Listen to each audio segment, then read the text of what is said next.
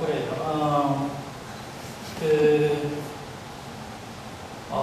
처음에 그 국립극단 저기 김설미 씨로부터 연구원으로부터 이렇게 제의를 받았을 때 이 강좌가 뭐냐고 이제 제가 물어봤습니다. 그러니까 월요일날 이제 강연이 없고 주로 연극에 관심 있는 분들이 많이 주로 오시고 그 다음에 일반층 정도 오신다 이렇게 이야기를 들었습니다.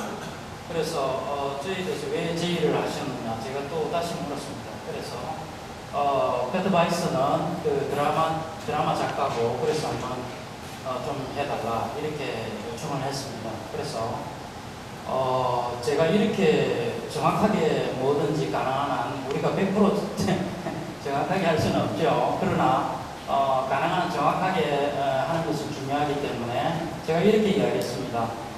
한국에서는 대부분 드라마티크에 대해서 드라마 극작가에 대해서 이야기를 할 때 드라마적 영역에서 이렇게 하지만 사실은 유럽의 서양의 큰 작가들은 여러 예술 장르를 다 터치를 하고 자연스럽게 그러니까 어떤 외적인 요구에 의해서가 아니라 필요에 의해서가 아니라 자연스럽게 그 관심이 확대되어 있는 사람들이고 그래서 극작가, 소설가, 영화, 감독, 화가 이런 거를 자연스럽게 거치는 경우가 많이 있다. 그래서 이 강좌를 드라마, 연극적인 영역에서 차원에서 뿐만 아니라 조금 더 넓게 문학 일반적이고 예술론적이고 미학적이고 그런 차원에서 접근해 보는 건 어떤가 그런 나름으로 그것은 의미가 있지 않겠는가 제가 이렇게 제의를 했습니다. 좋습니다. 그게 우리가 바로 우리가 바라는 바입니다. 뭐 이렇게 대답을 했어요. 재미없죠. 네, 그래서 그러면 한번 해봅시다. 그렇게 해서 제가 이제 이렇게 했습니다. 그래서 4가지 정도의 주제를 정했습니다. 그리고요, 그것을 관통하는 하나의 통일적인 실마리는 뭔가라고 했을 때, 제가 보기에는 이거라는 거죠. 문화를 아는 토대라는 거죠. 그러니까 베이스로서의 문화입니다.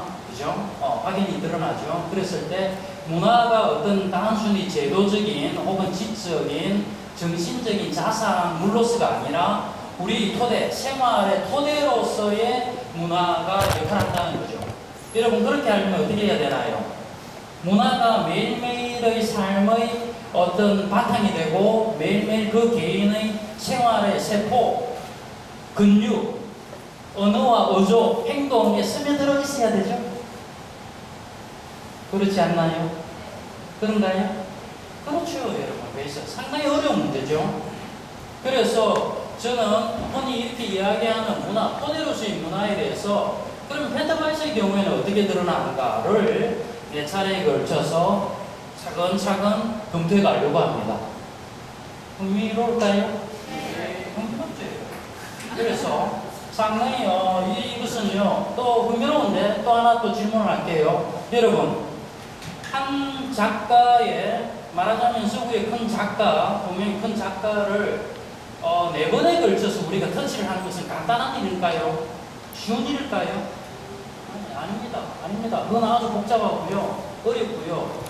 여러 가지 우리에게 뭔가 여러 가지를 요구하는 과제입니다. 그러니까 긴장하셔야 됩니다. 그리고 받아들일 준비가 되어 있어야 되고요. 그것에 대해서 거리를 두면서 비판적으로 고찰할 수 있는 이 태도 준비되어 있어야 됩니다. 준비되셨죠? 네. 그럼 간단하지 않습니다. 그래서 오늘 저는 여러분들과 그러니까 한번 요번 달 10월 달에 4차례에 걸쳐서 한번 이야기를 차근차근 해보려고 합니다. 그래서요, 오늘 이제 제가 하려고 하는 것은요, 당연히 제가 이렇게 했습니다. 좀 전에 말씀드린 거죠. 현 작가는 되게 그러하듯이 패드바이스도 간단치 않다. 이 사람은 화가, 산문가에서 출발해서 영화 감독도 했고요, 극작가, 그쳐서 소설가로 했습니다. 이런 흥미롭지 않나요? 아주 흥미롭죠. 아주 흥미롭죠. 저는요, 이런 자기 관심에 따라서 말하자면 여러 예술 장르를 거치면서 표현의 극대화를 추구한 이런 작가들이 상당히 흥미를 일으킵니다. 왜냐하면 하나의 장르가 줄 수 있는 표현 가능성에 대해서 만족하지 않았다 이 뜻 아니에요. 여러분 이해하셨죠? 그렇죠. 그렇죠. 가령 이런 거 아니에요. 연극에서 할 때, 우리가 무대에서 할 때, 연극의 매체적인 특성은 대화죠. 여러분. 대화에서 무대 위에서 이야기하니까 연극 배우가 이야기하기 때문에 상당히 생생하죠, 여러분. 그리고 연극 배우는 작가나 철학가처럼 엄청 추상적인 언어를 구사할 수 있나요? 아니면 주로 생활 언어를 구사할 수 있나요? 생활 언어죠. 일상 언어예요. 살아있는 언어예요. 그래서 푹 들어오죠. 그러나 아주 깊은 사유의 언어를 입말로 전달하기란 쉬운가요? 어렵죠. 어렵죠. 그러니까 연극의 매체적 장점은 일상어, 생생한 생활어에 있고요. 생활어로 표현을 할 수 있다는 거. 그 다음에 단점은 뭘까요? 긴 호흡에 깊이 있는 철학적 사유를 옮기기는 어려운 거죠. 여러분 내 말씀 이해되셨나요? 네. 그런 거죠. 그럼 소설은요, 여러분. 연극에서 할 수 없는 엄청난 무진장한 이야기를 계속해서 늘어설 수 있는 거죠. 그게 소설의 장르죠. 근데 영화는 그러면 매체적인 장점이 뭔가요? 화면을 그대로 보여줄 수 있죠. 그럼 영화도 우수하죠. 박찬욱 이런 감독의 영화를 보면요, 여러분 한 장면이 사진 같잖아요. 사진이나 영화는 이 장면을 아주 미적으로 만들죠. 그러면서 음악도 좋죠. 친절한 권자식 음악 좋잖아요. 안 좋나요? 좋잖아요. 왜냐하면요, 영상, 대사, 음악, 무대 장치, 배경, 풍경 다 그 모든 걸 가지고 호소하거든요. 그러니까 영화의 호소력은, 대중적 호소력은 멋진 거죠. 그렇잖아요. 그러니까 각 매체에는 그 매체에 따른 매체의 표현 가능성이 있는 거죠. 여러분 이해되셨죠? 네. 그렇잖아요. 그러니까 화가, 산문과 영화가 거쳤다는 거는요, 엄청 너무나 우리를 흥분시키는 이런 일이죠. 그렇죠? 그 다음에요. 문제의식은 그래서 마지막에요, 소설가로 10년 동안 공들여 썼어요. 저항의 미학을. 이게 여러분 보면, 제목을 보면요, 마치 논문, 어떤 철학책 같잖아요. 안 그래요? 이 소설이에요. 그것도 흥미롭죠? 그래서, 봐요.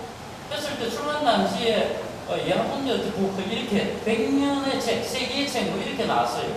그 다음에 독일 작가의 정치적, 시적인 결산물이다 이렇게 평가되었어요. 앞에 말은 좀 과장된 면이 있는 것 같아요. 책이 나오면 좀 과장하잖아요. 과장 안 하나요? 과장하죠. 그런데 제가 보기에는 독일 좌파의 시적인 정치적 결산물이다. 적어도 1950년대 이후에 독일에 있어서의 좌파들의 어떤 사회, 그러니까 좌파라는 건 여러분 간단히 이런 거죠.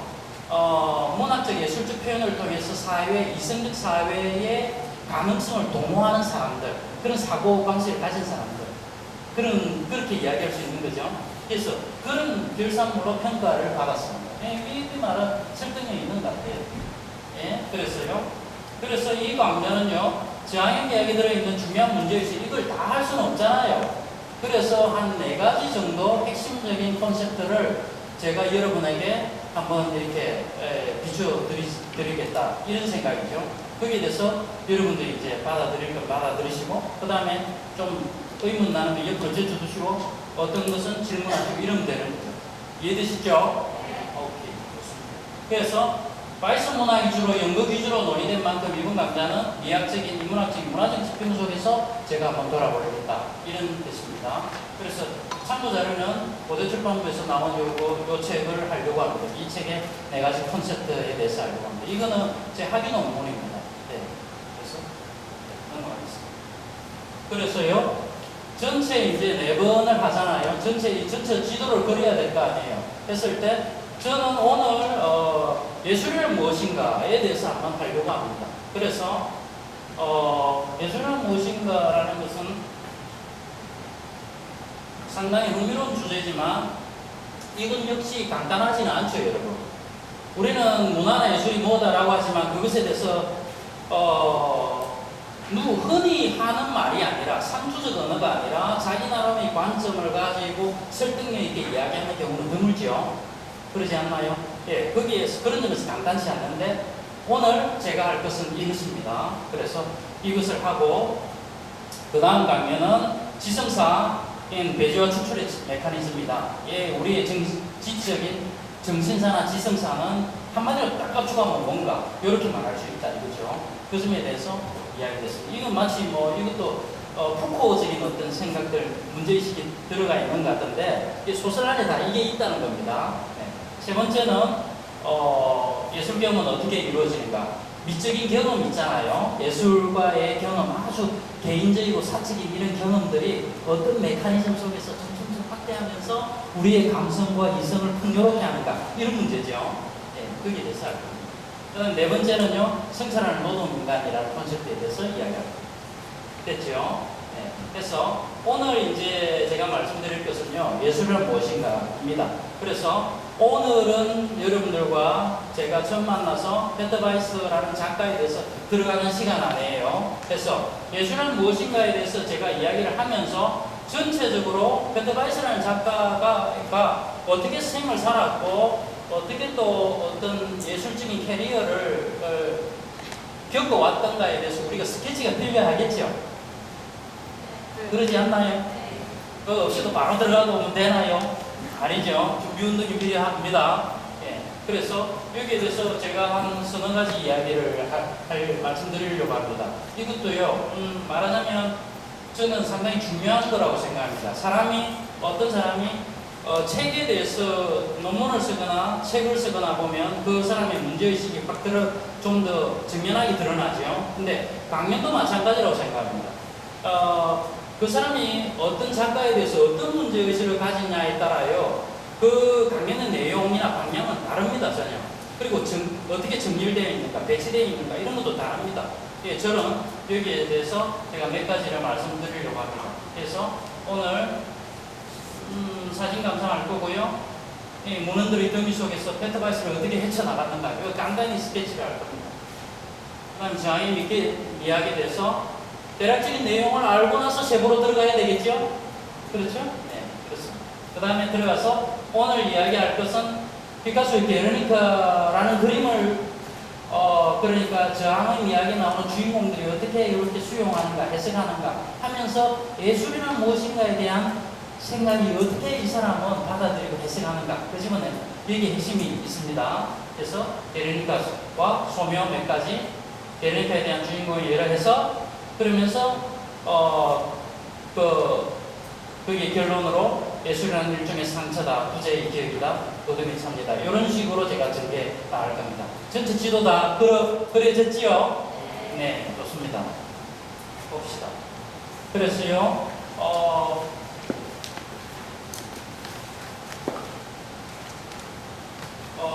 페터 바이스를 하기 전에 이 사람의 사진 이미지를 여러분들이 몇 개를 이렇게 아시는 게 낫겠죠. 모르시는 것보다. 이 사람이 어떤 삶을 살았지 대체?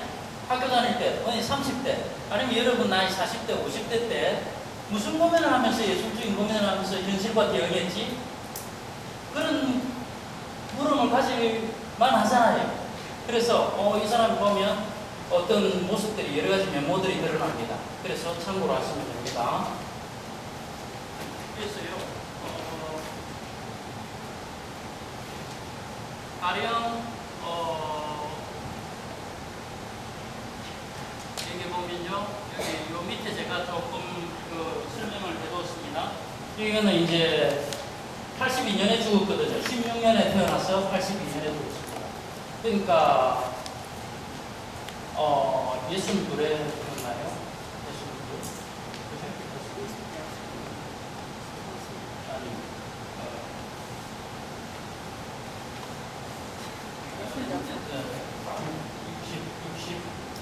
그죠? 66세 되는 거죠. 그래서 그때에 세상을 떠나던 해 스웨덴의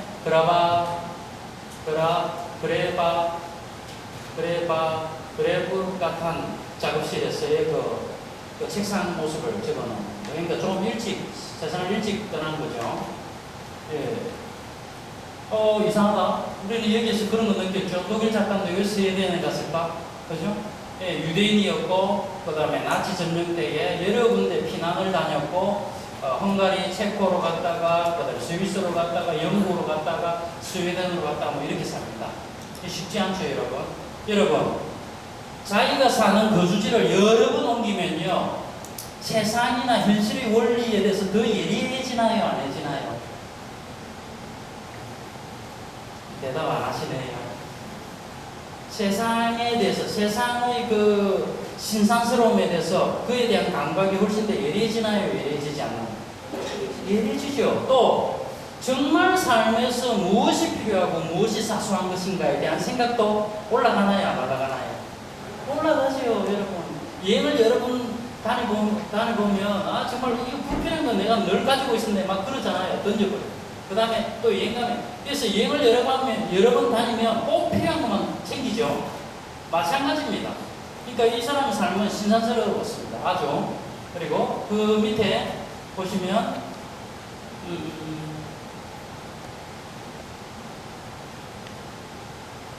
52년에 아내 파넨슈티르나와 파리였습니다. 그러니까 52년이니까 36대네요. 그때 파리였어요. 아내 파넨슈티르나는 스웨덴 사람이었고 연극 배우 활동을 하다가 무대 미술 장치가였어요. 그래서 작업을 같이 합니다. 말하면 코퍼레이션을 같이 하는 거죠. 공동 작업을. 그래서 대개 서양의 작가들 보면요, 아내나 이런 사람들이 대개는 동료가 많죠, 여러분. 사랑하면서 동시에 같이 일하는 그런 자연스럽게. 그래서 평생이 이렇게 동반자가 됩니다. 한참 활동할 때죠. 그 다음에요, 볼까요? 제가 컴퓨터에다 좀 씁니다.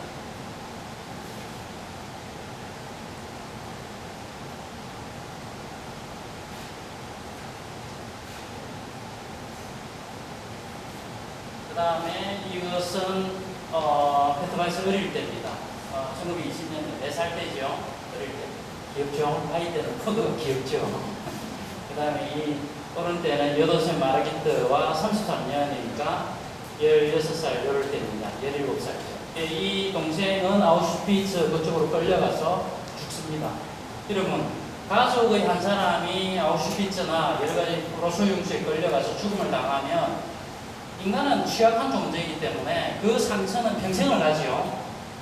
그거 잊을 수 없죠, 여러분. 상처로. 일종의 트라우마로 계속 동반하죠. 그러니까 그의 작품에 당연히 페트바이스의 소설이든 연극이든 영화는 모든 것에 죽음에 대한, 부당한 죽음에 대한 항의가 들어있겠죠. 그죠? 자연스럽게. 네, 동생입니다. 자기가 사랑했던 우리가 어릴 때 개를 안고 동생하고 이렇게 같이 있을 때는 이 옆에 있는 사람이 어떻게 될지 모르죠, 여러분. 운명의 힘은 거의 갈 수는 없으니까요. 그 다음 봅시다. 그 다음에 이것은요, 흥미롭습니다. 이 왼쪽 사진은 친구들과 스위스 돌아다닐 때인데요. 38년도, 그러니까 22살입니다.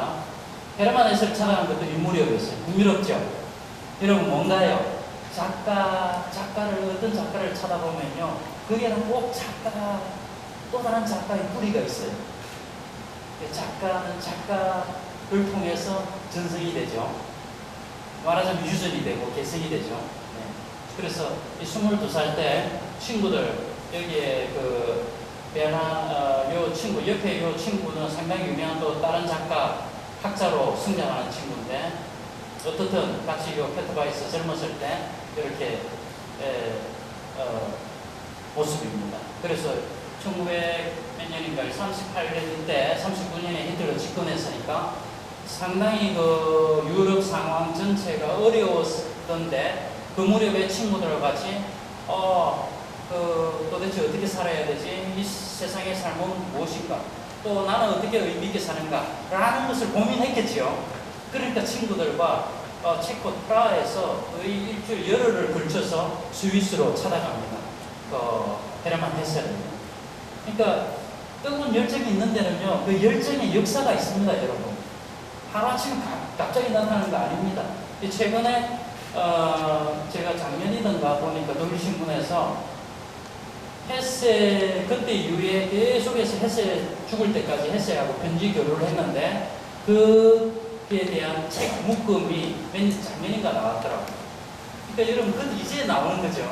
그러니까 역사는 그렇게 어렵게 겨우겨우 하면서 의미 있는 어떤 족적들이 만들어지는 겁니다. 그래서 이게 흥미롭고요. 그때 젊은 날의 모습. 그 다음에 이것은 실험 영화를 찍을 때입니다. 친구하고. 여기 페트바이스 모습이 조금 나오죠, 여러분. 좀 알아볼 수 있나요? 알아볼 수 없나요? 내려봐. 그 다음에 마라사드 공연이거든요. 그래서 이거는 65년이니까 50살 정도, 49 정도인데 한참 활동할 때죠. 이 마라사드 이 공연, 이걸 통해서 마라장의 월드 클래스로 이렇게 등단하죠, 여러분. 그래서 마라사드는 여러분에게 잘 알려져 있듯이 마라라는 혁명가와 사드라는 그 육체주의자죠. 말하자면 탑니까와의 어떤 갈등 관계를 이렇게 묘사한 거죠. 그래서 사회 변형을 이야기하면서도 말하자면은 좋은 말, 사회 변혁에 대한 좋은 말만을 슬로건처럼 나열하는 것이 아니라 인간에게 있는 깊은 본능, 욕구, 욕망, 육체의 세계에 대해서도 같이 조명을 한 거죠. 여러분 이해되셨나요? 그런 거죠, 여러분. 그러니까 못돼요. 큰 작가인 거죠. 예. 그래서 공연하고 나서요, 공연 배우들하고 이렇게 무대 위에서 박수 받는 이 엄청 흥분되는 일이고 멋진 일이죠, 여러분. 안 멋지나요? 멋지잖아요. 무대는 아주 그 사람을 매혹시키는 이런 게 있는 것 같아요. 제가 다른 이야기, 재밌는 이야기 하나 할까요? 여기 오늘 제가 처음 왔는데, 오면서 좀 놀랐어요. 국립극단이 저기 장풍동 저쪽에 있는 줄 알았거든요. 그쪽에서. 여기 연극배우 하시는 선생님, 저기 승격배우 하시는 분도 선생님 좀 연구하신 분 아까 뵀는데, 인사드립니다. 물론 선생님 저를 모르시죠. 유명 안 하니까. 근데 여기 오면서, 그 전에 홈페이지를 보면서 여러 가지 프로그램들이 아주 많았고요. 워크숍이라든가, 오디션이라든가, 그 다음에 강좌도 그렇고요. 상당히 많았고, 또 여기 공간도 보면, 제가 궁금해서 물어보니까, 미군 기무사 근무를 걸고 이렇게 했다. 그렇게 해서 3년 전에. 독일에 가면 연극 공연장이 많은 경우 이렇거든요, 여러분.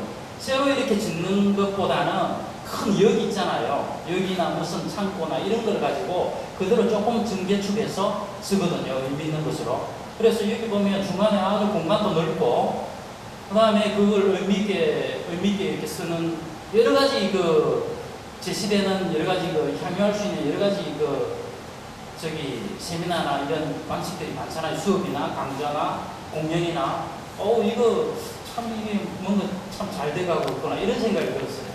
그래서 아주 기분이 좋았습니다. 사실은 연극이나 이런 것은 특히 연극 같은 경우에는 10대 이래 10살, 20살 이전에 뭔가 이 끼나 기질이나 관심이나 이런 게 사실은 있어야 되죠, 여러분. 그러지 않나요? 없어도 되나요? 있어야 돼요. 나 이거 아니면 못 산다는 거야. 세상이랑은 연극과도 같다. 인생이랑 이런 게 있어야 되죠. 그래서 재미를 스스로 느끼고 남이 말려도 하고 그런 게 있어야 큰 연극 배우도 나오고요, 연극 연출가도 나오고, 그 다음에 스태프들도 나오고 이런 거죠. 연극 이론가도 나오고 그렇거든요. 그렇잖아요. 그래서 여기 오면서 상당히 좋았는데, 어떻든 이 페트바이스 프리미어 인민극장에서 동국에서 했거든요. 초연대 배우들과 이 배우들 열심히 하고 이렇게 공연하고 이러면 얼마나 뿌듯하겠어요, 여러분. 단순히 읽는 작품에서 무대 위에서 이렇게 공연되면 그야말로 생명을 입은 그런 순간 아니에요. 그래서 이 장면을 보면 그야말로 페트바이스가 한참 일할 때에 행복한 한 순간을 보여준다, 이렇게 이야기할 수 있겠죠. 그 다음에요. 이것은 왼쪽에 81년 막스 프리쉬가 이 사람이잖아요. 스위스 작가. 70세 기념을 생일을 기념한 자리입니다. 예, 우베 연손이 있고요. 이 사람은 지금 브리드 운젤트라고 주르캄프, 독일의 가장 큰 출판사는 주르캄프거든요. 그 출판사 사장입니다. 그래서 외국에는 대개는 한 작가, 큰 작가를 딱 집으면 그냥 평생 갑니다, 여러분. 그러면 자연히 친구가 되죠. 그래서 친구가 됐어요. 스스럼 없이 이렇게 페터 바이스 보이고요. 그 다음에 이 사람이 마틴 발츠고 이렇게 같이 이제 늙어 그렇죠. 그 다음에 이제 밑에 보면 82년도에 아내와 딸 나자입니다. NADJA 나자. 이게 늦게 딸을 낳았어요. 그래서 이때 세상을 이제 떠날 때입니다. 요해 떠났습니다. 그래서 이 나자는 그 앙드레 브레통의 소설 가운데 주인공 이름이 나자죠. 초인술주를 아주 자기가 공부했기 때문에 그렇게 이름을 붙였습니다. 페터 바이스는 그 전에 결혼도 했어요. 두 번째 부인이 그렇게 했을 때. 그 다음에요. 페터 바이스가 소설 작업을 하기 전에 28로 여기 37년이니까 21살 때잖아요, 여러분. 그때 스케치 한 겁니다. 그래서 이게 나의 아뜰리에라는 게 자기 아뜰리에에서 숙고하면서 여러 가지 세상에 둘러싸이는 세상 창밖의 모습, 도시의 모습, 그다음 정물, 여러 가지 사물들의 모습 이런 것들에 대해서 기록하는 순간을 이렇게 그렸잖아요. 그러니까 이 사람에게는 그러니까 글, 언어나 색채나 혹은 영화, 그 이미지나 이런 것들이 여러분 이것만 나의 예술적 수단을 이렇게 고집하는 거죠, 여러분. 흥미롭죠, 그게. 상당히 그러니까 표현의 극대화를 위해서라면 나는 뭐든지 다 내가 소화하겠다 이런 의지죠, 여러분. 큰 작가에게는 다 이런 게 있지 않는가 저는 그런 생각이 듭니다. 이 그림 보면요 상당히 정교합니다. 21살 때 그렸는데요. 그리고 나서 몇 년 후에는 그 미술 전시회도 개인 전시회도 하고 합니다. 그러니까 화가죠. 화가 대단한 사람이죠.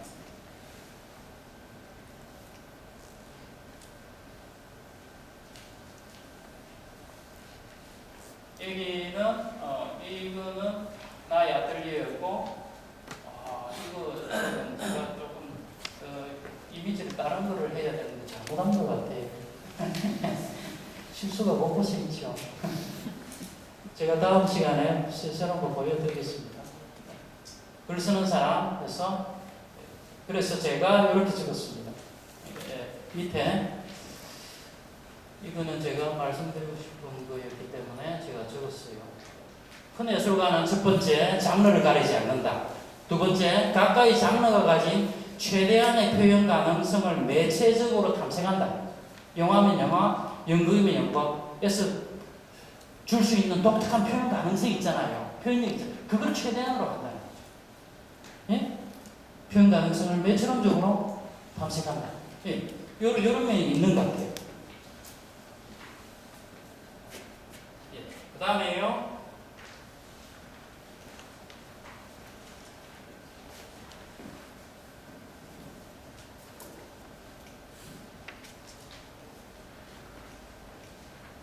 그래서 세 번째 안 했네요. 그렇게 나온 인간, 현실 세계의 모습은 보다 높은 설득력을 가질 것이다.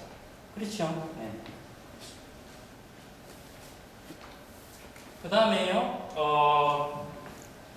페터 바이스가 스톡홀름 작업실에서 여기에 추방됐기 때문에 거기 갔습니다.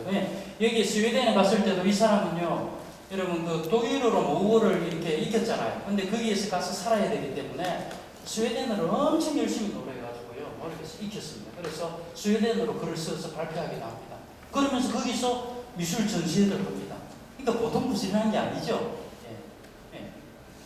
그래서 그때 마라사드나 뭐 이런 아우슈비츠 이런 자료들 이런 거 하면서 이 사람 작업실에 보면요, 이 자료를 곳곳에 이렇게 분류해가지고 이렇게 넣으면서 읽고 넣고 분류하고 읽고 넣고 이런 작업이 나릅니다.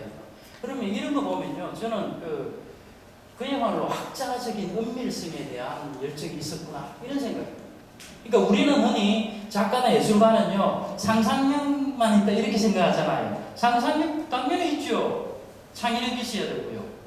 그런데 뛰어난 작가는요 상상력이면서 엄청 엄밀한 어떤 학문적인 과학적인 어떤 사고로 무장되어 있어야 됩니다. 그러려면 학자의 성을 성실해야 됩니다. 창조성, 그다음 작가 이러면서 계속 예를 들어서 술을 마시거나 놀러 다니고 이러면 뭐나 정말 엄격하게 자기 생활을 한다는 겁니다. 여기 보면 이 사람의 작업의 양 이런 게 벌써 준비되고 있지 않는가. 그래서 저항의 이야기 보면요, 저항의 이야기 그런 책들이 나오지 않는가 이런 생각이 듭니다.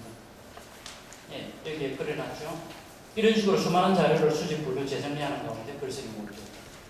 그렇죠? 그래서 이제 전체적으로 사진에 대해서 페트바이스의 생애는 대략 어떻게 된다. 여러분들 이해하셨죠? 조금 스케치한 것 같은 느낌이 드나요? 네, 좋습니다. 그 다음에 문헌들의 의미 속에서 그래서 제가 이제 몇 가지를 이야기를 말씀을 드리려고 합니다. 이건요, 한잔 마셔볼까요?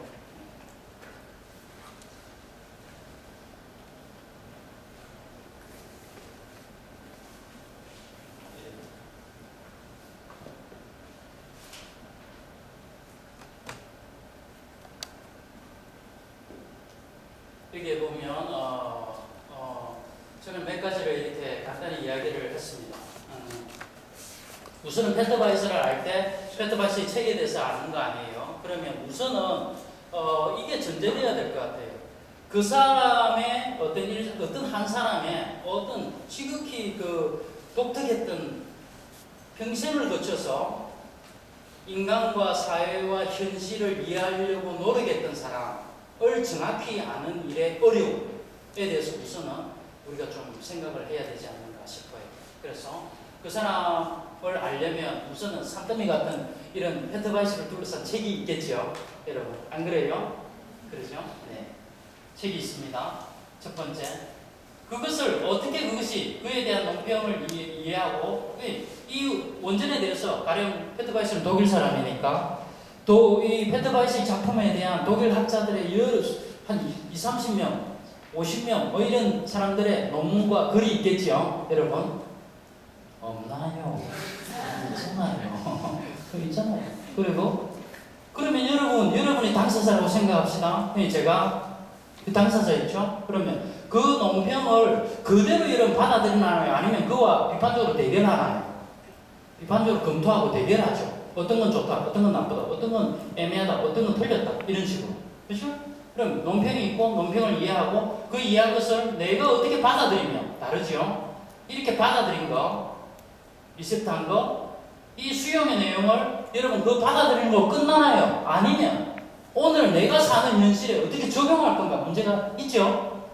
있잖아요. 어떻게 적용할 건가? 내가 네 번째죠. 그런 가운데 여러분 이런 생각이 드는 거죠. 대상 읽기나 어떤 작품을 읽기라는 거는요, 원전 이해와 그다음 그에 대한 자기 해석과 그리고 현실의 적용이죠. 이것은요 조금 더 적극적으로 표현하면 그렇게 많은 것, 페트바이스의 것들을 많이 이해해가지고 내가 적용하고 내가 이해하고 이해함을 받아들이고 거기에 대해서 제가 해석하고 해석한 걸 한국 현실에 적용하고 그러면서 그거로 끝나나요? 아니면 그러면서 저의 어떤 아이덴티티, 저의 삶을 조금씩 만들어가나요? 만들어가죠. 자기 세계관의 문제가 되는 거죠. 혹은 스타일이죠. 스타일은 두 가지 뜻이 있습니다. 크게 이야기합니다. 옷을 멋지게 입으면 내 오늘 멋져, 스타일 좋아 이러죠. 보이는 것이요, 외양. 근데 한 사람 작가를 이야기할 때 스타일은 문체죠, 첫 번째. 두 번째는 문체로 표현되는 세계관이죠, 여러분. 세계관. 그래서 제가 하나 물어볼게요, 여러분. 큰 작가에게 스타일은요, 모든 대부분의 작가에게 나타나는 걸까요? 아니면 큰 작가에게만 나타날까요? 아니면 중간쯤 되는 작가에게 나타날까요? 네, 중간쯤 되는 작가 가혹했나요? 다시 물을게요. 스타일이라는 것은요, 모든 작가에게 나타날까요? 아니면 몇몇 소수의 작가에게 나타날까요? 제가 질문이 틀렸는가 봅니다. 다시 할게요. 대부분의 작가에게 스타일은 대부분 나타나나요? 아닐걸요. 여러분, 아닐걸요. 여러분, 이런 거예요. 가령 브람스의 음악을 들으면요, 브람스 음악을 한 1년, 2년, 3년 이렇게 들으면요, 여러 장르를 듣다 보면 내가 아직 안 들은 것도 들으면요, 이거 브람스 선생님 이렇게 느껴요. 왜 그래요? 스타일이 있기 때문이에요. 여러분이 어떤 작가를 딱 읽으면요, 이 사람 너무 좋아해서 내가 열심히 읽을 거 아니에요. 그러면 그 사람이 20권, 30권, 20권, 30권 글을 썼잖아요. 왜 한 10권 정도만 읽었다 해도 다른 글을 모르는 글을 딱 읽었을 때 이거 페토파이스 적이군 이렇게 해요. 왜 그래요? 스타일이에요, 스타일. 그러니까 조금 전에 제가 그래 말씀드렸잖아요.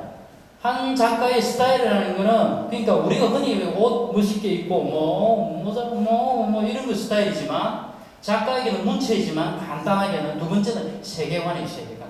그 나름의 세상을 보는 눈이, 인식의 내용이, 세계관이 있을 때 스타일이 만들어지는 거죠. 제 말 이해되셨나요?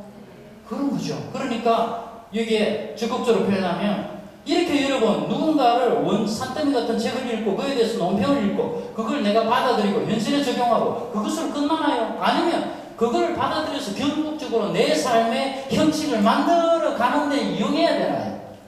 이용해야 되는 거죠. 그렇지 않으면 죽은 거죠. 결국 스타일의 문제, 세간의 문제고 그런 거죠. 그래서 제가 말씀드렸습니다. 제가 다시 한 번 더 질문을 했습니다. 그러나 이것으로 끝나는 건 아니다 이거죠. 마땅히 내가 그리고 우리가 어떻게 오늘의 삶을 살 것인가, 그런 문제와 연결된다. 이건 저의 해석입니다. 그죠? 우리가 어떤 작가를 읽는다는 건요, 도스토옙스키를 읽는다, 브람스를 듣는다. 뭔가 도대체 난 브람스 좋아해. 너 그거 아니? 이렇게 자랑할 수도 있지만, 도스토옙스키 인간에 대해서, 인간의 깊이, 인간 삶의 신념에 대해서 그 정도로 천착한 사람이 잘 없죠. 만약 그걸 한번 제대로 썼으면 우리는 인간에 대한, 세상에 대한 이해폭이 여러분 자연스럽게 넓어지나요? 넓어지잖아요. 결국 여러분 뛰어난 작품을 읽는 것은요, 오늘 페트바시도 마찬가지입니다. 뛰어난 작가를 읽는 것은요, 저와 여러분 각자의 삶을 다독이기 위한 것입니다. 여러분 이해되셨나요? 그런 거죠. 요즘 개그 콘서트에 나 케어해줘 이러대요. 아무도 안 해요. 나만 TV 보나요? 그러죠? 여러분, 케어라는 것은요, 그것은 아주 개그 프로에서 그 희화적으로 표현된 거지만, 가령 푸코의 마지막 철학이에요. 자기 삶을 어떻게 관리하고 돌볼 건가, 그런 거에 집중되어 있거든요. 바로 그 점입니다. 그걸 제시고 풀으시면 이거죠. 그죠? 오늘의 삶을 어떻게 내가 우리의 삶을 만들고 가꾸어 갈 건가요? 자신의 영혼을, 내면을 어떻게 좀 더 알맞게, 적절하게, 좀 더 선하고, 좀 더 아름답고, 좀 더 진실한 방향으로 어떻게 만들어 갈 것인가. 그런 문제죠. 그런 점에서 예술의 경험의 문제는 삶의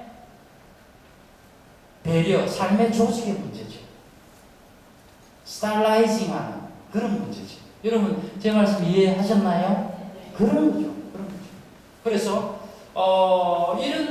저는 이런 문제의식에서 글을 썼고 또 오늘 발표도 하려고 한다. 이해되셨죠? 좋습니다. 그래서 조금 전에 아까 여러분에게 말씀드렸죠. 우리가 큰 외국의 작가들은요, 작은 작가도 있죠. 한데 대부분의 큰 작가, 토마스 만이나 브레이스나 뷰에테나 이런 사람, 그 다음에 버지니아 울프 같은 사람, 도스토옙스키 아주 좋잖아요. 돌스토이. 그런 사람들을 보면요, 저는 이거 한 번 더 강조돼야 된다 이렇게 싶어서 제가 적었습니다. 우리는 흔히 문학의 수적 상상력만 있다 이렇게 생각하는데 그건 잘못되는 거 아닙니다. 문학 상상력은 당연하죠. 있죠. 그 이상으로요 학문적 은밀성이 있습니다. 아주 철저하게 논리적 면합니다. 토마스 만의 에세이 한번 여러분 읽어보십시오. 글이요 엄청 정밀합니다. 그러니까 문학 세계도 단단합니다. 여러분 엉터리가 아닙니다.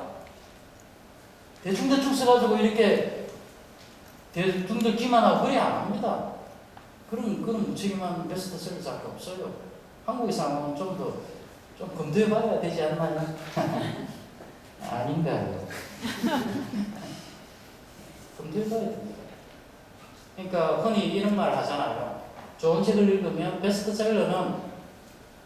베스트셀러도 좋은 것 중에 좋은 베스트셀러는 있겠지요, 당연히. 그러나 베스트셀러를 제쳐두고 고전을 읽으라 하는 말이 그래서 나오는 거죠, 여러분.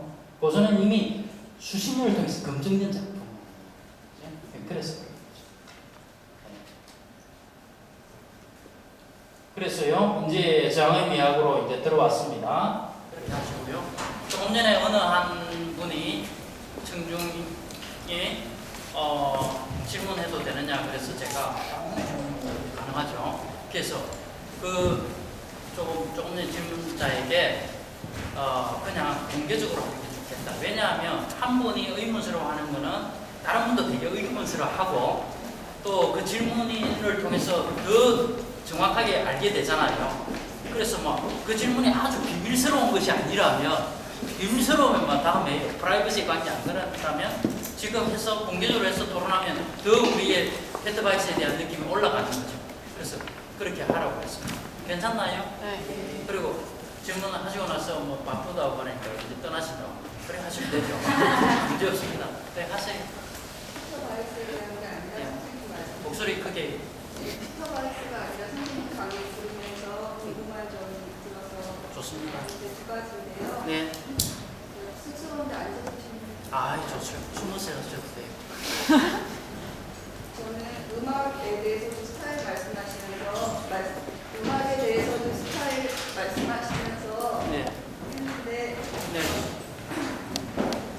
작품이나 음악을 들을 때 저는 저 같은 경우는 음악을 들을 때 브람스로 여러 음악을 듣다가도 다시 브람스로 돌아가거나 베토벤으로 돌아가서 듣거든요. 네. 그러면 선생님의 경우는 저 같은 경우는 내가 왜 브람스의 음악을 더 들을까? 베토벤의 음악으로 다시 돌아가서 들을까라는 질문을 저는 가끔 해요. 네. 근데 그럼 선생님 같은 경우는 네. 베토벤이 어떻게 그런 음악을 만들었고 브람스가 왜 그런 음악을 추구했나 뭐 그런 걸 더 생각해 보면서 들어야 되는 건가? 어떤 질문을 하면서 음악을 들어야 되는 건가? 그런 게 궁금하고요. 네. 또 하나는 작가들의 경우 이런 과학적 사고가 구축이 되어 있다고 말씀하셨잖아요. 위대한 작가들의 제가 경우. 보기에는. 네. 근데 저는 그 작가들의 생애를 봐도 어떤 책을 좋아했거나 그런 건 나오지만 어떻게 과학적 사고를 했나는 저는 잘 모르겠어요. 그래서 저 같은 경우도 그런 부분이 되게 부족한 것 같아요. 사는데 그래서 어떻게 하면 과학적인 사고를 하고 또 내 삶도 할 수 있을까? 그리고 내가 뭐 글을 쓰거나 할 때도 그렇게 어떻게 해야 되는지 저는 너무 난감해가지고요. 네네, 그 두 가지. 어떤 사람의 질문을 보면요, 여러분 이미 질문에는 고민의 수준이 다 되어 있죠. 그러지 않나요? 아니, 그렇죠? 제가 보기에는 지금 질문하신 분이 상당히 좋은 질문을 하신 것 같아요. 은밀성은요, 두 번째 질문부터 할게요. 그러니까 어떻게 작가들이 아니면 일반 사람들이 과학성에 대한 훈련을 할 수 있는가? 그건요, 언어를 가령 쓸 때요, 자기가 글을 쓸 때 은밀하게 상투기적이지 않게 쓰려고 노력해야 되는 거죠. 예를 들어서 남들이 다 쓰는 거, 인생은 갈 때와도 같다, 이런 말을 계속 반복하면 이건 상투적인 경험의 되풀이죠. 자기 자신의 느낌이나 사고에 진전이 없는 거죠. 새로움에 대한 요구는 그래서 나오는 겁니다. 늘 새로워야 됩니다. 새로운 감각과 새로운 사고를 가지고 우리가 경험을 하고 그걸 표현할 수 있어야 됩니다. 그러려면 어때요? 정확해야 됩니다. 거기에 과학성이 있는 거죠. 은밀성, 과학성, 그 다음 철저 이런 건 전부 다 같은 동의어죠. 같은 동의어 안에 있는 말들이죠. 과학성에 대한. 우리나라의 시인이나 작가는요, 당연히 모두 다가 그런 게 아니라 많은 부분에는요, 은밀성에 있어서 상당히 저는 떨어진다고 생각해요. 가령 인생에 대해서 이야기할 때 불필요한 센티멘탈리즘이라든가 감상주의가 너무 많아요. 가령 한의 정도를 강조하는 거, 우리나라 정서 한국 할 때. 아니, 한이 있겠지요. 어떻다는 거죠? 가령 한이 필요하다면, 한이 불필요하다는 게 아니라, 한이 필요하다면, 한의 메커니즘에 대해서 규명할 수 있어야 되는 거죠. 언어적으로, 사고적으로, 철학적으로, 미학적으로. 동의할 만하나요? 동의할 만하나요? 그렇잖아요. 우리는요, 한에 대해서 이야기할 때, 한국 사람은 한의 민족이고, 한의 한부리하고, 뭐 이렇게 이야기하죠. 정서가 예를 들어서 감정의 깊이를 더하지 못하는 거죠. 감정의 발전, 감정의 단계를 우리는 사고할 수 있어야 되는 거죠. 제 말씀 이해됐나요? 네. 질문하신 분 이해되셨나요? 제가 그거를 미처 생각을 못했었던 것 같아요. 말씀해 주시니까. 조금은 이해되나? 대신에 아니요. 그러니까 제 말은 질문에 대한 제 나름의 답변이죠. 그러니까 이건 틀릴 수도 있으니까 설득력 있는가 없는가 중요하죠. 한 가지 더는 그런 네. 식으로 사고할 때 이성을 작용시켜야 되나요? 아니면 당연히 이성이 있어야 되죠. 더 깊게 들어가야 되나? 여러분 보십시오. 여러분과 가령 이런 거죠. 내가 엄청 영화를 좋아한다 이거죠. 할 때 영화를 엄청 좋아할 때 여러분 감성이 풍부한 사람이요. 좋은 영화 10편을 보는 데 대한 느낌은요. 처음에는 좀 다르죠. 그런데 20편, 30편 계속 보면요. 그 느낌이 비슷하나요? 비슷 안 하나요? 감성만 풍부한 사람. 비슷하나요? 비슷하지 않나요? 비슷해요. 왜 그런가요? 철학적 사고, 이론적 무장이 되어 있지 않기 때문이죠. 우리들의 감성은요, 느낌이요, 깊이를 더하려면 사고가 동반되어야 돼요. 그래서 논리가 필요하고요, 시스템이 필요합니다. 그러지 않나요?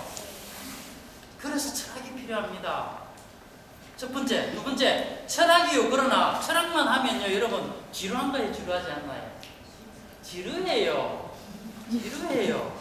뭐가 필요한가요? 다시 감성으로 돌아와야 됩니다. 자, 정리할게요. 감성과 이성 사이에 말하자면 상호작용이 일종의 이중운동이 끊임없이 왔다 갔다 하면서 계속해서 삶을 진전시켜야 되죠. 이해되셨나요? 네. 오케이, 좋습니다. 첫 번째 질문에 대해서 돌아갈게요. 브람스를 듣고 왜 자꾸 내가 브람스를 듣지? 내가 좋아하면 브람스 계속 듣잖아요. 베토벤 계속 듣고 아마 거기에는요, 말하자면 독일말로 그런 말이 있어요. 다른 나라 말에는 그런 말 없어요. 그러니까 독일말 쓸 수밖에 없죠. 써도 될까요? 네.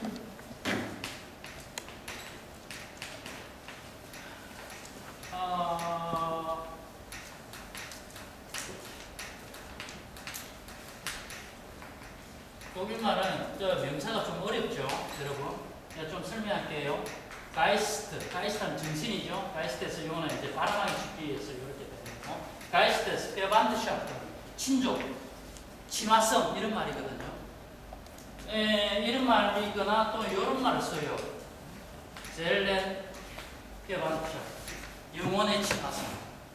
아마 어떤 사람이요, 브람스를 참 좋아하고 또 듣게 다른 사람들도 또 듣게 또 돌아가는 거는요, 브람스와 나 사이에 영혼적 친화성이 있기 때문에 나는 그렇게 해석을 해요.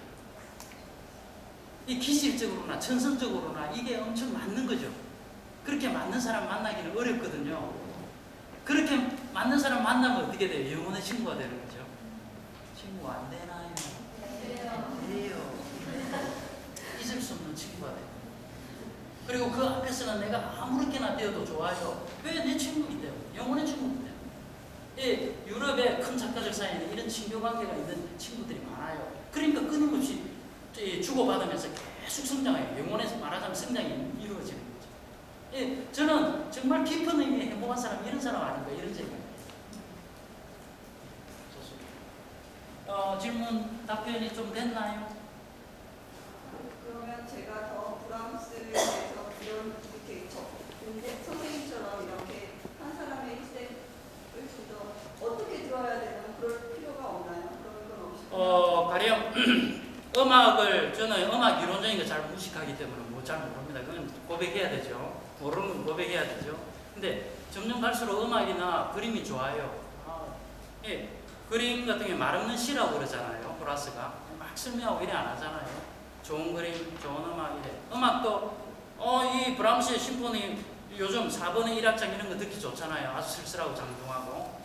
그러면 자 4번 1악장 가을에 쓸쓸함을 표현한 것이야 이런 말 안 하죠. 듣고 느끼면 좋아하고 안 느끼면 넘어가죠. 그냥 넌저시 표현하죠.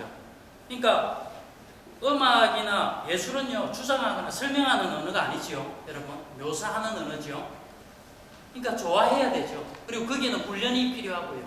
또 작가나 예술가가 그걸 만들었을 때는요 제가 이 마이크를 안 하고 했네요. 그러니까 예술가가요 여러분 어떤 작품 좋은 작품을 쓸 때는 공들여서 하잖아요. 그러니까 우리 독자 청중도요 공이 좀 들어갈 필요가 있을까요 없을까요? 아마 대충 팝콘 먹고 뭐 놀고 뭐 그러면서 들어도 되나요? 아니에요. 정성들 좋은 작품은요 그림이든 작품이든 음악이든요 딱 보고 좋아하는 뭔가가 느껴져야 되죠. 그러면서 공들여서 이렇게 읽을 필요가 있습니다. 그러면 저 사람 좀 더 알고 싶다 하면 조금 더 준비를 해야 되는 거죠. 그래서 문헌도 찾아보고 거기에 대한 기록물도 보고 이렇게 되는 거죠. 그럼 점점 더 가까이 가는 거죠.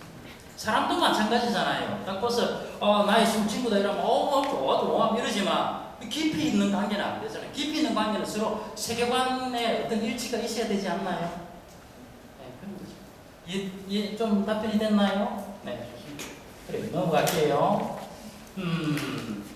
피카소의 게르니카와 소묘 그래요. 여기서 장애인 이야기에는요 이런저런 토론, 정치적 기획에 대한 그리고 회화 작품, 문학 작품에 대한 다양한 분석 해석이 아우러져 있습니다. 아우러져. 잘못 표현했네요. 그 가운데 하나가요 한 150개, 200개 정도의 작품에 대한 코멘트가 있는데 그 중에 하나가 게르니카 해석입니다. 이거 아닌 것 같은데. 이거죠. 저항은 이야기에 대해서 대략적 내용을 제가 좀 알려드려야죠. 그래서 이거는 75년, 78년 이렇게 하여간 10년에 걸쳐서 나왔습니다. 예, 저항이라는 소설은 1000쪽이 됩니다. 1000쪽. 예, 독일 학생들도 그 박사과정 학생들 무슨 이런 끔찍한 책을 쓰는가 뭐 이런 말을 해요. 이해될 만하죠. 좋은 책은요 여러분 끔찍한 겁니다. 아름다움은요 끔찍한 거 아닌가요? 끔찍한 그 달콤함이 있는 거죠. 아니에요. 릴케의 시예요. 그런 거 있습니다. 아름다움은 끔찍한 시작이다. 있거든요. 둘리비가. 그렇죠, 여러분. 내가 가령 사랑하는 사람을 만날 때, 사람 좋은 거, 멋진 거, 예쁜 거, 이것만 내가 누린다. 그러면 안 되죠. 한두 달 가다가 그만되죠. 중지되죠. 정말 깊이 사랑한다는 이 사람의 그늘과 단점과 그 사람의 결함과 그 사람의 어떤 불충분, 아직 말하시지 않는 사연들 이런 것들 다 이해하려는 준비가 되어 있어야 되죠. 그렇잖아요. 그런 거죠. 그러니까 여러 가지가 있는데 어떻든 끔찍한 겁니다. 그래서 순쪽의 분량 달러 9원도 없어요. 엄청 밀도 높아요. 여기에 작업일지 노트북 이렇게 4권 이렇게 해서 그게 기본 책입니다. 그리고 당연히 저항의 미학과 그 4권을 제대로 분석을 하려면 그 전에 쓴 한 15권의 책, 그러니까 평생 쓴 책 한 20권을 어떻든 자기 나름대로 이해를 해야 되죠. 그러니까 간단하지 않은 거죠. 네, 그렇습니다. 그래서 이 작품에 뭐 이런저런 이야기 많이 할 수 있죠. 근데 두 가지를 이야기할 수 있대요. 정치적이고 예술적인 저항, 정확히 말하면 예술의 정치적 저항에 대한 서사적 탐색. 좀 어려운데요. 그래서 이하 쪽수는 아까 그 책 벨소스의 방패 요소겠다 했는데 이런 겁니다, 여러분. 저항의 미학에 여러 가지 접근을 할 수 있지만 저희한테 흥미로웠던 것은요, 예술 경험을 통해서 내가 나의 느낌과 생각을 어떻게 조금씩 변화시켜가는가. 흥미롭죠? 그러면서 동시에 나와 다른 나, 너, 우리들로 이루어진 우리 모두가 이런 예술 체험을 통해서 조금씩 변화되어 간다면 우리 모두로 이루어진 우리의 사회 공동체도 변화될 거다라는 기본 생각이죠. 흥미롭지 않나요, 여러분? 말하자면 예술을 통한 삶의 이성적 가능성에 대해서 탐색한 거죠. 이해되셨나요? 그러니까 예를 들어서 우리 사회가 정치나 아니면 제도나 법률을 통해서 이게 좋아진다. 이게 아니라요. 예술 경험을 통해서 편하지 않지만 조금씩 감성이나 사고나 이 변해가는 거 이게 중요하다 이거죠. 저는 여기에 동의합니다. 저는 여기에 저는 옹호하고 싶어요. 슐러가요. 1700년대 슐러라는 미학가가 있거든요, 여러분. 이런 적이 있습니다. 프랑스 혁명을 겪고요. 프랑스 혁명이 이제 말하자면 밑의 계층에 의해서 위의 계층의 부패나 무지 실정, 불합리에 대해서 저항을 해서 이렇게 엎은 거 아니에요. 그래서 많은 지식인들끼리 환호했거든요. 프랑스 혁명에 대해서. 그러다가 프랑스 혁명이 이렇게 집권하면서 계속해서 이 테러 정치를 하잖아요. 아주 엄격하게. 그래서 로베스피에르 같은 사람들이 많은 사람들을 왕까지 죽이고 이러면서 나중에는 자기 자신도 어때요? 죽게 되죠. 여러분. 그걸 보면서 슐러라는 사람이 인간 사회가 좀 더 나은 방향으로 가는 데는 정치만으로 되는 게 아니구나. 이렇게 이야기해요. 여러분 이 말이 설득력 있나요? 있죠. 정치적인, 제도적인 기획뿐만 아니라 그것도 필요하죠. 그것보다 더 중요한 것은 인간의 캐릭터 있죠. 캐릭터. 슐러는 그렇게 봅니다. 캐릭터가 페어베스는 좀 더 낮게 캐릭터의 성격의 개성이 훨씬 더 중요하다. 그리고 이 성격의 개성을 하는 것이 예술체험이다. 이렇게 이야기했어요. 그런 점에서 페터바이스의 이런 생각들은 슐러의 개성자다. 이렇게 이야기할 수 있을까요? 이야기할 수 있는 거죠. 여러분 이해되셨나요? 그래서 제가 이렇게 적었습니다. 이렇게 해서 전면적 교양 형성의 과정으로서의 삶 이렇게 적었습니다. 그러니까 여러분 우리나라만의 교양이라는 말 쓰잖아요. 이거는요 원래는 빌동에서 빌동이죠. 빌동. 네, 영어로 이제 빌딩 하잖아요. 보디빌딩 우리 식스팩 만들고 이러잖아요. 안 만드나요? 만들죠. 빌딩 똑같죠. 독일어나 영어는 어원이 같거든요. 뿌리가 같거든요. 비슷하잖아요. 단어가. 만들어가는 프로세스라고 하죠. 삶이라는 것은 끊임없이 자기 자신을 만들어가는 과정이라 이거죠. 그리고 그런 사람이 어떻다고요? 교양이 있는 사람. 빌동은 형성이면서 교양이라는 뜻도 있거든요. 교양이라는요, 다시 한번 말씀드릴게요. 어느 대학에 나와서 좋은 대학, 좋다는 게 무슨 말인지 잘 모르죠? 좋은 대학에 박사학위가 있고 뭐가 있고 이게 교양이 아니라 어떻다고요? 자기 자신의 감각과 이성을 끊임없이 만들어가는 사람. 그게 교양이죠. 교양전도 여기서 나오거든요. 독일 말에서. 그래서 독일 말에 있기 때문에. 그래서 전체적으로 제가 스케치를 했습니다. 하고요. 그 다음에 피카소 게르니카에 대해서 제가 하겠습니다. 그래서 피카소 여기에 이런저런 토론이 있고요. 한데 그 중에 하나가 피카소의 게르니카에 대한 논쟁입니다. 그러니까 이 소설에 보면 어디 장면에 여러 명의 주인공이 나왔어요. 게르니카는 어때? 저거는 모자라, 저기는 마음에 안 들어, 막 이렇게 논쟁해요. 그런데 거기에 대한 생각들이 속에서 중요한 그 예술의 아주 핵심에 대한 통찰이 들어있어요. 제가 오늘 그거에 대해서 여러분에게 소개하려고 합니다. 했어요. 그 가운데 하나가 게르니카의 쓰이고 그러는데 게르니카는 원래 도시 이름이죠. 그래서 1937년에 상상을 초월하는 폭격이 있었거든요. 4시간 독일 그 전투기가 왔어요. 폭격을 하는데 7,000명 가운데 한 1,600명이 죽어요. 그래서 이거를 기록한 게 이 그림입니다. 그런데요, 여기에 이제 여러분 봐요. 이게 게르니카 폭격 후의 모습입니다. 그러니까 이 183쪽이라는 거는 그 아까 페르세우스의 발표한 그 책에 그렇습니다. 그래서 이렇게 도시가 완전히 이렇게 박살이 납니다. 한 30분만 도시 전체가 그냥 다 박살이 납니다. 그런데요, 흥미로운 것은 이 게르니카 피카소가 이렇게 만들었는데 여기에는 이것을 이 엄청난 폭격 살상의 학살의 주인공이 여러분 등장하지 않습니다. 그것도 좀 흥미롭잖아요. 그죠? 하나도 안 흥미롭나요? 흥미롭잖아요, 여러분. 그죠? 그죠? 그래서 여기 봐요. 이렇게 이제 하는데 여기에 뭐 독일군이라든가 나치라든가 아니면 비행기 폭격이라든가 이런 게 없잖아요. 그죠? 그래서 안 나타납니다. 그래서 여기에 대해서 등장인물들이 이런저런 식으로 토론하고 막 이래 해요. 하는데 우선 이제 그러려면 피카소 게르니카에 대해서 우리가 좀 설명을 해야 되겠죠. 그래서 거기에 대해서는 당연히 피카소 게르니카는 여러분 유명한 그림과 글자이기 때문에 그에 대한 해석이나 해설서나 책이 뭐 적을까요 많을까요? 엄청 많죠. 수백 건이 되겠죠. 그거 다 알 필요는 없겠죠. 알면 물론 더 좋겠지만. 근데 여러분 한번 보세요.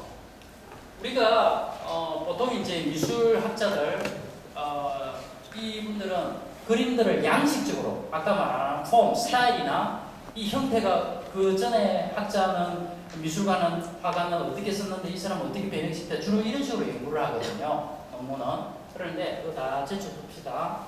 아무도 이제 게르니카에 대해서 모른다 생각하고. 그런데 우리 봅시다. 예, 여기 보면요, 여러분 동물이나 소죠, 말이나 사람이나 아이나 사람 아우성 치는 모습이나 이런 게 전부 다 좀 절단된 형식으로 나오죠. 단편적이고 프래그멘트하고 단편적이고 절단된 형식이고 완벽한 온전한 형태가 아니라 전부 다 여러 가지 동물이나 사람이나 뭐 그다음에 아이들, 어른들 이런 게 전부 다 단편적으로 나타나죠. 그렇죠? 그리고 단편적이면서 전체적으로 단편적이면서 여기에는 적어도 요 모양에 있어서는 일정한 형태를 가지고 있죠. 요 정도 단편적이면서도 형태를 가지고 있고 또 많은 것들이 단편적이라는 건 잘려나갔다 이런데 해체적이다 이런 말을 쓸 수 있겠죠. 그죠? 그런데 어떻든 여기에 천정에 불빛이 있고 사람의 아우성이 있고 그죠? 들어누운 사람이 있고 말도 이렇게 가만히 이렇게 사람을 끄는 모습이 아니라, 그죠? 말도 막 힘 하면서 아우성치는 거죠. 그러니까 자연스러운 전경은 아닙니다. 그죠? 예, 그 정도 우리가 알 수 있겠죠. 그러면서 뭔가 여기에서의 여러분 보면 배경이나 이런 게 예를 들어서 흰색을 하면 어떨까요? 아니면 파란색, 초록색을 하면 분위기가 훨씬 살겠죠? 근데 까맣죠? 음울한 거죠? 예, 여기에 등장하는 사람들도 그렇고 입을 벌리거나 소리치거나 이러잖아요. 그러니까 평화로운 모습은 아닌 거죠. 예, 불편하게, 우리를 불편하게 하죠. 그래서 제가 이거를 이렇게 적었습니다. 여기에 봅시다. 여기에 인간과 동물 그리고 사물의 눈과 코와 손 같은 부분들이 단편적이고 분산된 채로 나타난다. 그죠? 다양한 응원법 아래 묘사됐기 때문에 기괴하고 흉측한 모습을 보인다. 서로 다른 형상물들의 다르게 안과 바깥면, 윗면과 아래면이 교차한다.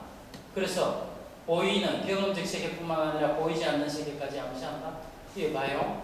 이 사람은 이쪽으로 보고 있고, 그 다음에 이 사람 보는 데서 밑에 사람이 또 누워 있고, 서로 뒤엉킨 상태에서 동물과 사람과 이런 것들이 서로 교차하면서 어떤 음울한 세계를 보여주잖아요. 그래서 여기에 여러분 봐요. 막스 인달이라는 전후에 독일의 가장 유명한 그런 미술사가입니다. 이 사람이 이렇게 이야기했어요. 입체주의적 분해, 입체주의적. 그러니까 입체주의적이라는 것은 아까 여러 면을 보여준다는 거거든요. 봐요. 사람의 모습을 보여주면서 여기 보면 여기 봐요. 요 장면 봐요. 이러고 요 전체는 옆면이면서 눈은 앞쪽을 이렇게 보고 있죠. 그래서 전체 얼굴은 옆면이죠. 그죠? 여러분 이거 그러지 않나요? 그런가요? 그 이야기는 뭐예요? 앞에 요 우리 눈을 앞쪽에 보면서 동시에 이렇게 본다 이 말이죠. 관점을 몇 개 했다고요? 2개 했다. 퍼스펙티브를 2개 한다. 멀티한다. 여러분 이해되셨나요? 그렇잖아요. 여기 이런 걸 통해서 뭔가 음울한 세계를 보여준다. 봐요? 입체주의적이고 그래서 입체주의적인 거죠. 우리는 원래 사람의 앞면만 볼 수 있죠. 그래서 뒷면은 못 보죠. 그런데 여러분 뒷면을 못 본다 해서 그게 없나요? 있죠. 여러분 여기 주사위라고 하면요. 여러분 열심히 보면 몇 면을 볼 수 있나요? 3면이 3면. 그럼 다른 면이 없나요? 아니죠. 그러니까 관점을 여기서 가령 요분을 앞에서 보면서 동시에 옆에서 보면서 또 위에서 보면서 밑에서 보면서 뒤에서 보면서 이러면 제대로 온전하게 나오는 거죠. 멀티 퍼스펙티브가 필요한 거죠. 이해됐죠? 네. 그래서 입체주의적인 그러면서 분해하면서 그러면서 여러분 어떤 형태가 있잖아요. 여기는 형태. 여기도 형태가 있고. 그러니까 형태가 있는 거는 폼이죠. 그건 고전적인 가치죠. 여러분. 형태가 있는 고전적 가치와 해체하는 그 입체성, 그러니까 모던한 성격이죠. 이 두 가지가 동시에 결합되어 있다. 그걸 한마디로 뭐라 했나요? 입체주의적 분해와 고전주의적 형상화를 결합하는 양식. 여러분 이해됐나요? 뛰어난 학자는요, 제가 보기에는 아주 복잡한 것을요, 복잡하게 설명하면서 당연히 한마디로 탁 이렇게 개념 정식화 능력이 뛰어나잖아요. 뛰어난 학자는. 여러 가지 단계를 이야기하면서도 그것을 개념의 정식화, 개념을 표현하는 능력이 아주 분명한 사람, 그게 뛰어난 학자죠. 그렇죠. 그래서 박싱달이 이렇게 뭐 여러 가지 해석이 있지만 요렇게 입체주의적으로 막 분해했잖아요. 이게 요거는 입체주의 두 가지면 동시에 보여줘. 이것과 고전주의적 여러 가지 그러면 일정한 형태가 나오잖아요. 고전주의죠. 폼, 옛날 전통적인 이렇게 해석하면 돼요. 전례적인 형태, 형상화라는 거는 여러분 우리나라 말에 이런 말이 왜 어렵냐 하면요. 이게 전부 다 사실은 외국에서 온 말이기 때문입니다. 형상화라는 말은 200년 전에 여러분 예를 들면 연안 박지원 선생의 책을 보면 형상화라는 말 나오나요? 안 나오죠. 게슈탈퉁, 형태를 만드는 거거든요. 폼을 주는 거거든요. 폼. 예를 들어서 그림을 이렇게 그리잖아요. 사람을 그리고 사람을 그릴 때 이렇게 그리잖아요. 그죠, 여러분? 이렇게 이 폼을 주는 거죠. 이렇게 집을 하면 이렇게 하잖아요. 이 뭐예요? 폼을 주는 거 아니에요. 이 게슈탈트거든요. 게슈탈트. 형태를 부여하는 행위 아니에요. 그러니까 예술은 간단히 얘기하면 형태 부여적 활동이죠. 형태를 주는 거. 그래서 이렇게 이야기했습니다. 그래서 현실적 고통에 대한 예를 들면 여러분 봐요. 게르니카라는 조금 전에 이런 끔찍한 사건에 대해서 피카소가 일정한 형태를 부여해가지고 표현한 거 아니에요. 그게 뭐예요? 게르니카라는 예술 작품이죠. 그러니까 이렇게 말할 수 있죠. 현실적 고통에 대한 회화적인 응전, 컴프런테이션의 창의적인 예죠. 이해됐죠? 이해됐나요? 네. 그렇잖아요. 그래서 저는 여기에 이렇게 적었습니다. 표현, 기억, 언어를 넘어서는 역사. 우리는 여러분, 우리가 현실을 살면서 겪는 고통이나 이런 걸 쉽게 말로 표현할 수 있나요? 아니면 비참이라는 언어나 이런 걸 넘어서나요? 넘어서죠. 어떤 사람이 학교를 했는데 아이가 태어나자마자 죽었다. 평생 그 트라우마는 가져요, 여러분. 그걸 100장, 200장 글로 써도 다 쓸 수 있나요? 어머니의 고통을? 못 쓰죠, 여러분. 비참한 거는요, 여러분, 표현이나 기호나 언어를 넘어서죠, 언제나. 이해되셨나요? 그렇잖아요. 그거를 제가 딱 압축적으로 표현했잖아요. 표현이나 기호나 언어를 넘어서는 역사의 기참을 우리는 어떻게 표현, 익스프레션 하는 거, 우리에게 어떻게 형태를 부여하는 이 가능성 안에서 드러낼 수 있는가, 이걸 고민한 거죠. 그 책에 179쪽에 제가 그걸 적어놨습니다. 예술이라는 거는요, 현실의 비참에 대해서 우리가 어떻게 연극을 통해서, 영화를 통해서, 소설을 통해서 그 숱한 표현의 가능성이 있을 거 아니에요. 그 안에서 얼마나 표현할 수 있는가, 그 문제죠.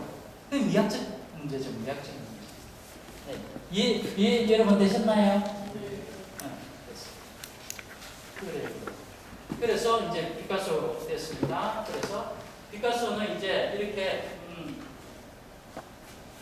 피카소는 이렇게 이제 이 작품을 위해서 엄청 사전 작업을 많이 합니다. 당연히 여러분 이 작품이 만들어질 때까지요 수백 장의 스케치, 소묘 이런 것을 합니다. 그러면서 게르니카에 관련된 자료를 계속해서 읽고요. 제가 아까 말씀드린 그 뭔가요? 작가가 가지고 있는 말하자면 문학적 상상력뿐만 아니라 학자 이상의 은밀성이 있다 이런 거죠. 과학적 탐구를 한다 이 말 아니에요. 여러분 이해되셨죠? 그렇잖아요.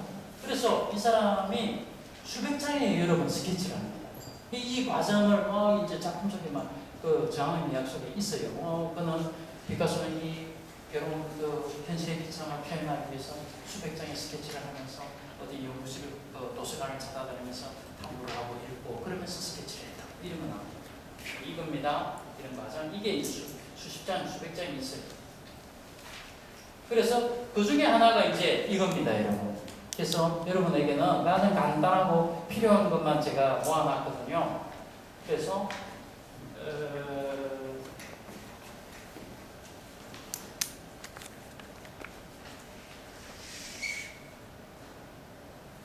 흥미로운데요, 여러분. 이거를 이제 이렇게 발견합니다. 여러분도 여기 있을 텐데, 소가 있고요. 이 소가 있었는데 아까 최종판에는 여기만 그려져 있었잖아요, 그죠? 그죠? 그리고 말이 있었고요. 그런데 말이 이렇게 있는데 말이 막 아우성치는 말이 있는데요. 말에 여기에 보면 이 상처가 나 있어요. 근데 여기에 천마, 그러니까 하늘의 말, 페가수스로 이렇게 날아오르는 것을 이렇게 봅니다. 그러니까 여러분 제가 한번 물어볼게요. 저항의 미학에 나오는 여러 그 등장인물들이만 토론을 게르니카에 대해 토론하면서 이 스케치를 발견했다 이거죠. 이건 누가 발견한 건가요, 결국? 누가 발견한 건가요? 누가요? 네? 그렇죠. 페트바이스가 발견한 거죠. 페트바이스가 피카소의 게르니카에 관련된 서적을 엄청 뒤지면서요, 저걸 발견한 거죠. 그러니까 등장인물을 등장시켜가지고 이 사람에게 발견했다 이거 스스로하게 한 거 아니에요.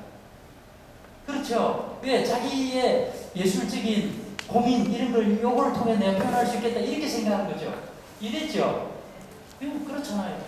여기에 말하고 소가 이렇게 있는데요. 어느 스케치를 보니까 말이 우엉 하는데요. 이게 상처가 나 있는데 여기에서 페가수스가 이게. 그래서 제가 이렇게 적었습니다. 날개 달린 페가수스는 말이 찢겨진 상처로부터 날아온다. 됐죠? 202쪽에 적었습니다. 그러나 천마 페가수스는요, 나중에 게르니카 그림에서는 없어져요, 여러분. 여기에는요, 없어져요. 천마 페가수스는 아무리 찾아봐도 여기 없어요. 아무도 찾아도 없어요. 없죠?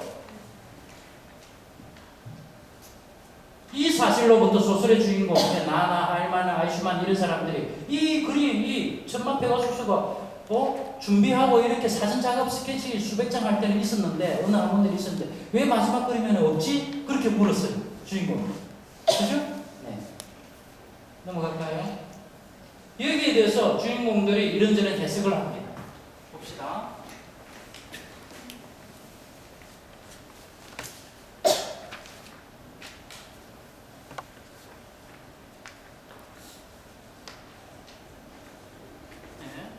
여기에 대해서 그러니까 여러분 제가 아까 말씀드린 대로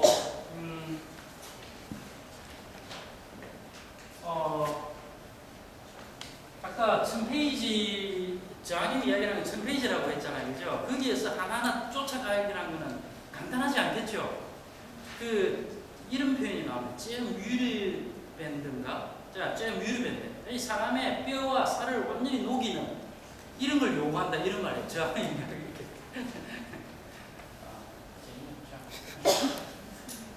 그러니까 제가 한 가지 에피소드 이야기해 드릴까요?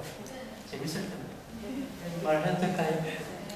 제가 박사학위 논문을 이걸 쓰겠다고 우리 담당 선생님께 찾아가니까 프랑크푸르트 대학에 빈든 선생님이랑 교수님 찾아가니까 회원은 왜 이 작품을 하려고 그래요? 이래 있어요.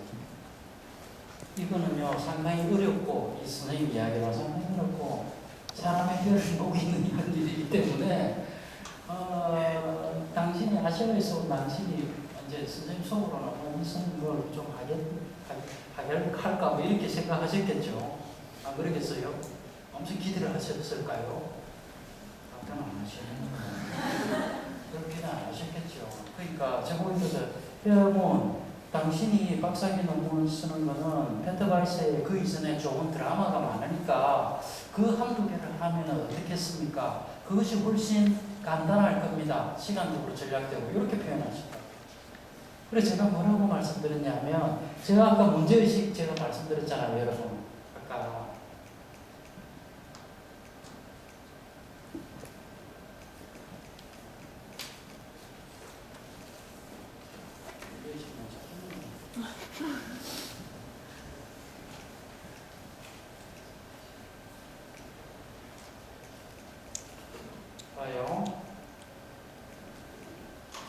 여러분 이거죠. 화가 전문가, 영화 작가를 거쳐서 소설가로 할 때 저는 예술가다. 말하자면 제가 그렇게 말씀드렸어요. 선생님, 저는 이 사람 이 페트바이스 모르지만 지금까지 자료를 엑스포제라고 해서 박사 논문 준비하려면 한 20-30장 써가 가야 되거든요. 그걸 이제 한 달 전에 내고 거기에 대해서 토론한 겁니다. 그때 제가 아니 이분을 잘은 모르지만 보니까 화가의, 영화 감독의, 소설가의, 드라마 극작가의 그러면서 마지막에 장편 소설을 썼다는 거죠. 그 이야기는 여러 예술 장르를 거쳤고 그 가운데 가장 좋은 것만 빼서 자기 나름의 예술에 대한, 현실에 대한, 인간에 대한, 삶에 대한 생각들을 이 천적 작품 안에, 장편 소설 안에 집약했을 거 아닌가요? 저는 이걸 생각하면 너무나 흥분돼 잠이 안 오는데 이거를 정말 해보고 싶다. 너무나 오래되지만. 그래, 병모, 당신은 그걸 하고 나서 뭘 할 건가요? 그래, 전 선생님, 페트바이스와 이런 걸 통해서 저는 제가 생각하고 있는 예술론, 예술이란 뭔가, 아름다움이란 뭔가, 인간이란 뭔가, 예술 경험을 통해서 인간은 어떻게 갱신할 수 있는가, 이런 거에 대해서 쓰고 싶다. 그게 한 문제입니다. 이랬거든요. 그러니까 선생님이 그래요? 그럼 한번 해볼까요? 뭐 이렇게 했어요. 그런 거죠, 여러분. 다시 돌아갑시다. 그래서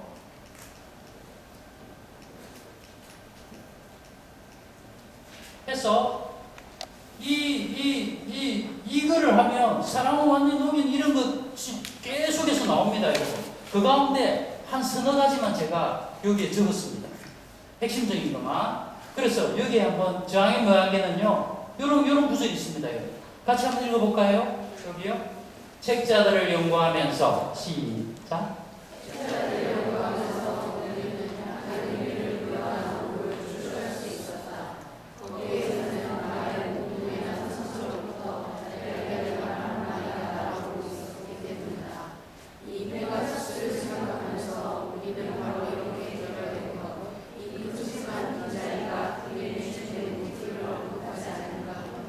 여러분 여기에요.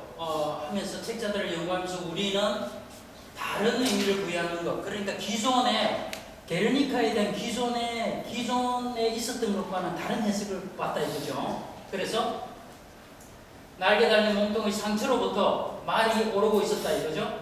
그러면서 이게 마지막에는 없잖아요. 게르니카에는 바로 이 없는 것, 누락된 것, 이런 것, 이 끔찍한 빈자리, 이것이 그림의 주제가 아닌가 이렇게 생각했다. 조금 여러분 독창적이라는 이런 느낌도 드나요? 한번 물어보죠. 그래서 여기 봐요. 예술의 말이자 천마인 페가수스는 게르니카 사전 스케치에는 나오지만 최종판에는 나오지 않는다. 그 아까 말씀드렸죠. 날개 달린 말은 여기에서 검은 마른 꼬물의 상처, 너무나 크고 당혹스러운 것이어서 등장인물에 관심을 끕니다. 이게 뭐냐면 요거예요, 여러분. 여기서 말을 다시 보군요. 여기 마른 꼬물 상처이죠. 요렇게만 나와. 천만은 없다 이거지. 페터바이스는 이걸 그리면서 여러분 천마라는 거 하늘의 말하는 건 신화의 상징 아니에요, 그죠? 신화적인 그 상징물 아니에요. 오늘날의 현실에 이게 들어맞는다, 들어맞지 않는다. 이거 어떻게 생각했을까요? 들어맞지 않는 거죠. 그러니까 그렇지 않았을까요? 이렇게 그래서 여기 봐요. 이 몸뚱이의 빈자리라는 거는 상처다. 상처잖아요, 여러분. 이 그림 보면 여기 보면 이거는 분명히 이 그림이 말의 그림이 있는데 이걸 상처로 볼 수도 있고 안 볼 수도 있죠. 그런데 주인공은 이걸 상처로 본 거죠. 이렇게 찢겨진 상처. 그리고 이것은 요 그림에서 이걸지도 모른다 이렇게 생각하는 거죠. 설득력이 있죠. 그래서 이 천만은 없고 이 상처, 예술은 어떤 상처를 표현하는 건 아닌가 이렇게 해석하는 거죠. 저는요 이 대목에서 페터바이스가 좀 독창적이다 이렇게 상당히 그 깊은 통찰이 들어있지 않을까 이런 생각을 합니다. 그래서 여기에 이러한 점은 피카소의 게르니카에 여러분 이거 중요한 점입니다. 피카소의 게르니카에 아까 폭력의 주체 나치라든가 전폭기라든가 폭격이라든가 이렇게 있었나요? 없었죠? 그것이 없다는 사실하고 일치하나요? 일치하죠. 그래서 그 다음에 이렇게 그렸기 때문에 여러분 이 그림은 쉽지 않겠죠? 그렇죠? 여러분 다 어렵잖아요. 이 그림. 이 그림을 어떻게 해석할까? 이게 수백 권의 책이 있거든요. 어떻게 할 거예요? 모르죠? 힘들죠? 그래서 그 때문에 많은 오해를 받습니다. 여기에서 한번 이런 오해 현장을 한번 볼까요? 한번 읽어봅시다. 시작.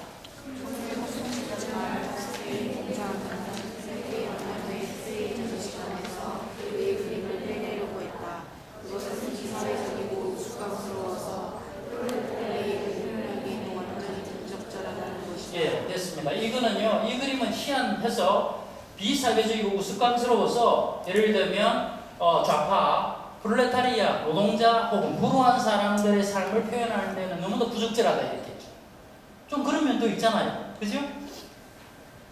그러다가 그것은 피카소의 국제적 명성 때문에 누그러졌어요.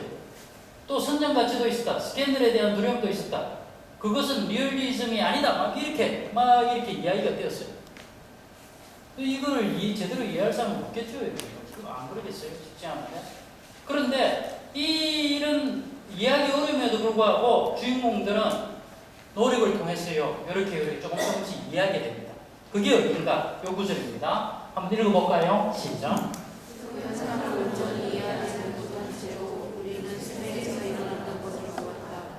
얼마 되지 않은 어느 비유의 지점인 채 그 그림은 불새와 듯이 절망과 희망을 안고 되었습니다.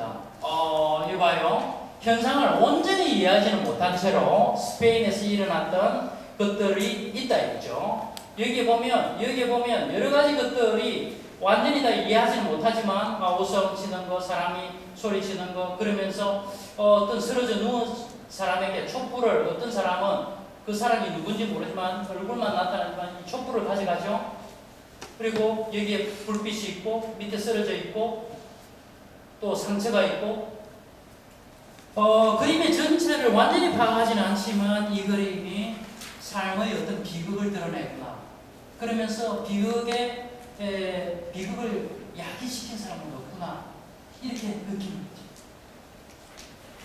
그래서 봐요. 얼마 되지 않는 기호에 짓눌린 채 그림은 어떤 분쇄, 파괴되고 그러면서도 혁신이 있고 절망과 희망 이런 것들이 있어요. 육체는 벗겨진 채 그들을 덮친 힘들에 두들겨 맞아서 일거떨어져 있어요. 여러분, 독일의 폭격 앞에서 완전히 망가진 게르니카 시의 참상이 그렇죠. 그런데 제가 하나 물어볼게요. 여러분, 우리들은요, 인간은 살아가는 한 보이는 보이지 않는 폭력에 노출되어 있지 않나요? 그렇죠. 또 이 노출된 폭력 때문에 우리가 겪은 고통을 그때그때 다 표현하고 해소하나요? 아니죠. 표현은 우리의 고통은요 늘 있죠. 그리고 그것의 반의 반도 표현하지 못한 채 계속 또 다른 고통이 찾아들죠. 또 다른 슬픔이 밀려오고요. 그런 거죠. 봅시다. 이런 문제의식을 작품을 구성하는 세 가지 해석 중에 이제 이건 제 해석입니다. 이건 이제 참고로만 보세요. 게르니카의 비참한 현실에 대한 피카소의 시선이 있죠. 이 피카소 그림을 감상하는 등장인물의 시각이 있죠. 그 등장인물의 시각을 묘사한 바이스의 생각이 있죠. 이건 뭔가 이 세계를 관통하는 말은 뭔가 빈자리 혹은 상처라 이거죠. 따라서 게르니카의 빈자리는 단순히 그림의 모티브가 아니라 예술 일반의 근본 지향이지 않는가 저는 생각합니다. 예술, 모든 예술, 그러니까 그림이나 음악이나 문학이나 춤이나 연극에 그걸 하나로 관통하는 실마리가 이것 있지 않을까. 이거는 저의 미학적 관심에서 나오는 거죠. 제가 아까 그랬잖아요. 제 학문적인 소망은 제 나름의 예술론을 쓰는 거거든요. 그러니까 그에 대한 관심이 있으니까 제가 여러분들에게 이 이야기를 하죠. 단순히 저항의 미학 소설에 나오는 이게 주제가 뭐다. 여기에서 말하는 예술은 뭐다. 이 정의가 아니고요. 여기에서 나오는 정의가 다른 데서도 다 타당할 수 있다. 이런 말이죠. 여러분, 제 말씀 이해되셨나요? 그렇죠? 예술 일반의 모든 예술에 해당되는 하나의 원칙이 뭔가 이런 말이죠. 그래서 저는 이렇게 썼습니다. 예술은 흔적, 상처, 부재로 나눕니다. 그 속에는 직접적이든 직접적이지 않든 아물지 않는 상처가 열망처럼 각인되게 돼요. 예술의 표현은 표현되지 않는 것을 비추고 있다. 여러분, 우리가 무대 위에 뭘 표현하고 글을 쓰고 하잖아요. 그거는요, 우리가 표현된 걸 읽어서 그런 거죠. 도스토옙스키를 읽고 톨스토이를 읽고 그러면서 쓰죠. 표현은요, 표현되지 않는 것을 빚을 지죠. 이해되셨죠? 다시 말해서 표현된 것은 표현되지 않는 것의 그림자로 자라야 됩니다. 예술은 상처로부터 나타나고 이 상처를 기억하고 상처를 통해서 표현을 통해서 상처에 참여한다 이거죠. 이거는 이제 제가 그 페터 바이스의 게르니카의 핵심 모티브는 상처다, 빈자리다 이걸 보고요. 제가 이런저런 생각이 막 나서 막 적었어요. 예? 이거는요. 그런데 흥미롭게도 제가 아도르노가요. 아도르노 20세기에 가장 큰 미학자 아도르노 베냐민 이렇게 꼽을 수 있죠. 있는데 아도르노를 보면요. 그 미학 이론에 이런 거 있습니다. 어두운 것에 대한 참여다. 예술은. 여러분 좀 설득력 있나요? 그렇죠. 어두운 것이라는 것은 이런 봐요. 여기 뒷면이 어둡잖아요. 우리에게 선명하나요? 우리가 이성적으로 정신을 차려 이렇게 딱 움켜쥘 수 있나요? 아니면 모호하게 있나요? 모호하게 있죠. 어둠은요, 침묵의 표현이죠. 침묵과 똑같은 거죠. 아직 표현되지 않는 거죠. 저거는요. 저 뒤에 벽면은요, 어두움, 침묵, 표현되지 않는 것. 이 괴물 같잖아요. 안 그래요? 막 몰려오잖아요. 이런 밤에 지나가는 거 편하나요? 아니죠. 어둠은 침묵의 세계고 아직 파악되지 않는 미지의 세계죠. 예술은 이 미지의 세계에 대한 참여라는 거죠. 그런 거죠. 이 점에서 저는 아도르노의 이런 그 예술에 대한 정의는요, 아주 깊은 통찰이 있지 않는가 이런 생각을 합니다. 예, 이런 생각들은 위의 생각들하고 서로 통하죠. 예술은 흔적, 상처. 그런데 여러분에게 제가 이거는 이제 한문에는 안 적었지만 제가 그 하나 보여드리고 싶어서 이걸 했어요. 카라바조의 그림인데요. 메두사의 머리라고 있어요. 요 그림입니다. 카라바조는 1612년인가 그렇게 죽었거든요. 13년인가 죽었어요. 장면이 400주년이었죠. 주기 400주기. 그래서 이태리 전쟁에서 카라바조 전시회가 있었어요. 카라바조는 우리는 르네상스 화가로 다빈치나 미켈란젤로를 흔히 이야기하지만 카라바조도 그보다 못하지 않다 이런 표현이 있죠. 그림이 저는 훨씬 좋아요. 다빈치나 미켈란젤로. 미켈란젤로 대단한 사람이죠. 뭐라고 말할 수 없지만 더 좋은 것 같아요. 근데 카라바조의 그림 가운데 여러분 이 메두사의 머리 이게 있을까요? 메두사의 전설이라는 게 그런 거 아니에요, 여러분. 메두사 머리가 9개, 이렇게 20개 달린 이 괴물인데 사람이 이걸 보면요, 보는 사람을 전부 돌로 만들어 버리잖아요. 그래서 페르세우스가 이제 이 작품 속에 그에 대한 해석도 있습니다. 이 메두사 이 사람 이분이 이제 메두사라고 죄송합니다. 메두사라고 한다면 내가 이 사람이 괴물이라면요, 내가 격퇴해야 될 거 아니에요. 바로 보면 내가 어떻게 된다고요? 돌이 되죠. 그러니까 어떻게 하나요? 방패를 가지고 가가지고 방패를 이렇게 딱 보고 안 보고 치는 거죠. 방패에 비친 거를. 여러분 무슨 말이에요? 무슨 말이에요? 예술은요, 끔찍한 것을 직접 보기보다는 무엇이 비추어서 대응한다 이런 것 아닐까요? 예를 들어서 나의 고통, 브람스는 마찬가지죠. 나의 고통, 쓸쓸함 이런 것을 쫙 세상은 너무 슬퍼 비극적이야 막 이게 묵은지 메고 막 대마하고 일어나요? 아니죠. 그럼 방 안에서 그것을 악보로 글로 표현하죠. 글로 표현을 통해서 세상의 슬픔에도 불구하고 가지는 희망과 이 희망을 가지는 일의 부질없음과 이런 걸 다 표현하는 거죠. 그래서 우리에게 감동을 주는 거죠. 그런가요? 그렇죠, 여러분. 마찬가지로 음악가가 음표, 작곡을 통해서 세상의 슬픔에 비극에 대응하듯이 소설가는 언어를 통해서 세상의 비극에 대응을 하죠. 그래서 운명에 대해서 항의하죠. 화가는 여러분 어떤가요?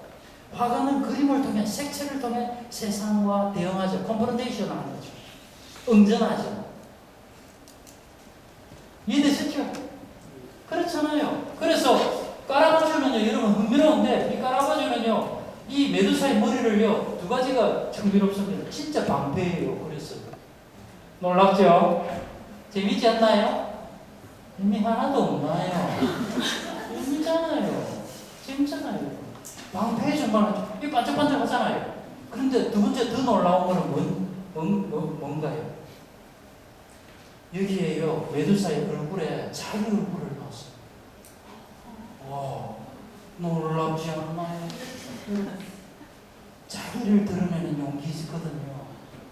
여러분, 메두사같이 너는 모순되고 괴물 같은 존재지 않는가, 이런 거 아닐까요? 여러분, 김수영 씨예요. 자기를 스스로 드러내는 자의 정직성과 그 위협이 든가 그 말 나와요. 나는 이거밖에 안 돼 라고 말하는 사람은요, 그건 대단한 자신감과요, 자부심의 표현입니다. 우리는 어때요? 숨기잖아요, 단점을. 나 잘해, 까딱 없어, 이러죠. 나는 이거 같은, 이 점이 많이 모자라지. 나는 이 점은 여전히 부족해 라고 말하는 사람은요, 이미 그 나름의 삶을 만들어가고 있는 사람이죠. 그런 거죠. 까라바주는요, 이렇게 이래요. 까라바주가 깊은 의미의 영혼적 지감성을 느끼지. 재미없죠. 그래서요, 이제 오늘 결론에 이르렀습니다. 정황의 이야기의 구절을 보면요, 이게 아주 중요한 구절인데요. 그러니까 소설 속에 한 구절로 이렇게 잠시 나타났다 쑥 사라집니다. 그게 정말 중요하다고 포착한 거는 우리죠, 독자죠, 여러분. 그래서 이렇게 요 한 구절 읽어볼까요? 시작.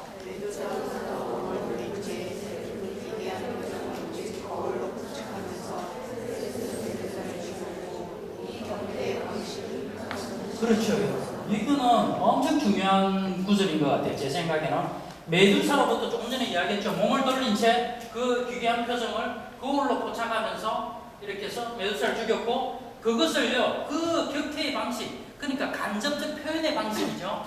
간접적 응전의 방식이죠.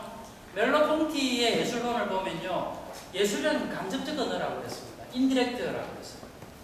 그렇죠. 상징이나 비유를 쓰는 이유는 예술이 간접적 언어이기 때문에 그렇죠. 자, 너 오늘부터 착하게 해. 이건 도덕 교과서에서 하는 이야기죠. 너 똑바로 살아. 이런 말이에요. 여러분 소설 보면 아니죠. 압순이와 철수가 이런 일을 해서 이런 일을 하다가 뭐 죽었다. 사랑이 실패했다. 그 끝나죠. 여러분 비유 는저시 이렇게 이야기하죠. 예술의 언어는, 문학의 언어는. 봐요. 여기에 메두사로부터 그것을 거울로 포착해서. 그러니까 거울이라는 거 여러분 되게 비추는 거죠. 리플렉션 하는 거 아니에요. 다시 플렉트 비추는 거죠. 리플렉션이 뭐예요? 반성 아니에요. 예술은요 근본적으로 반성적 활동이죠. 예술은 또 거울이죠. 아주 좋은 비유죠. 그래서 이 간접적 격퇴의 방식을, 간접적이라는 말은 원문에는 없습니다. 제가 설명했어요. 그래서 자기의 것으로 만들었다. 이 뭐예요? 메두사의 현실이 대응하는 방식을요 자기 자신의 예술 원리로 만들었다. 이 뜻 아닐까요? 그 다음에요 이거 한번 봅시다. 읽어봅시다. 시작.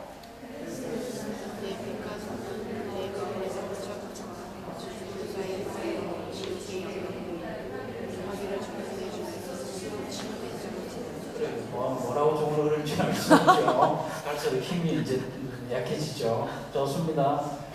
페르세우스, 단테, 피카소 그들의 거울에서 포착한 거, 메두사 머리, 메두사 끔찍한 거죠. 괴물의 전형이죠. 괴물 같은 거, 지옥, 파괴. 여러분 삶의 부정적 가치죠. 왜 그런가요? 현실이라는 건 간단하지 않다 이 말이죠. 우리 현실이라는 건 지옥과도 같고, 그죠? 파괴로 차 있고. 그 다음에 메두사의 현실과도 같다 이거죠. 이거를 어떻다고요? 계속해서 표현을 통해 뒤로 넘겨준다 이거죠. 그러면서 스스로는 어떻다고요? 치유된 자로 나옵니다. 예술을 테라피라고 하잖아요. 여러분 미술 치료, 음악 치료 요즘 하죠. 그 치유가 테라피 아니에요. 예술은 기본적으로 테라피이기도 하죠. 끔찍한 것을 표현하면서 우리는 어떻다고요? 스스로가 그 슬픔으로부터 좀 회복된다 이거죠. 그래서 제가 보기에는 이 간단한 말 속에 어떤 예술의 길이 놓여있다. 이렇게 저는 본 거죠. 다시 표현할게요. 끔찍함과 파괴, 지옥의 표현을 통해서 자기 치유가 이루어진다.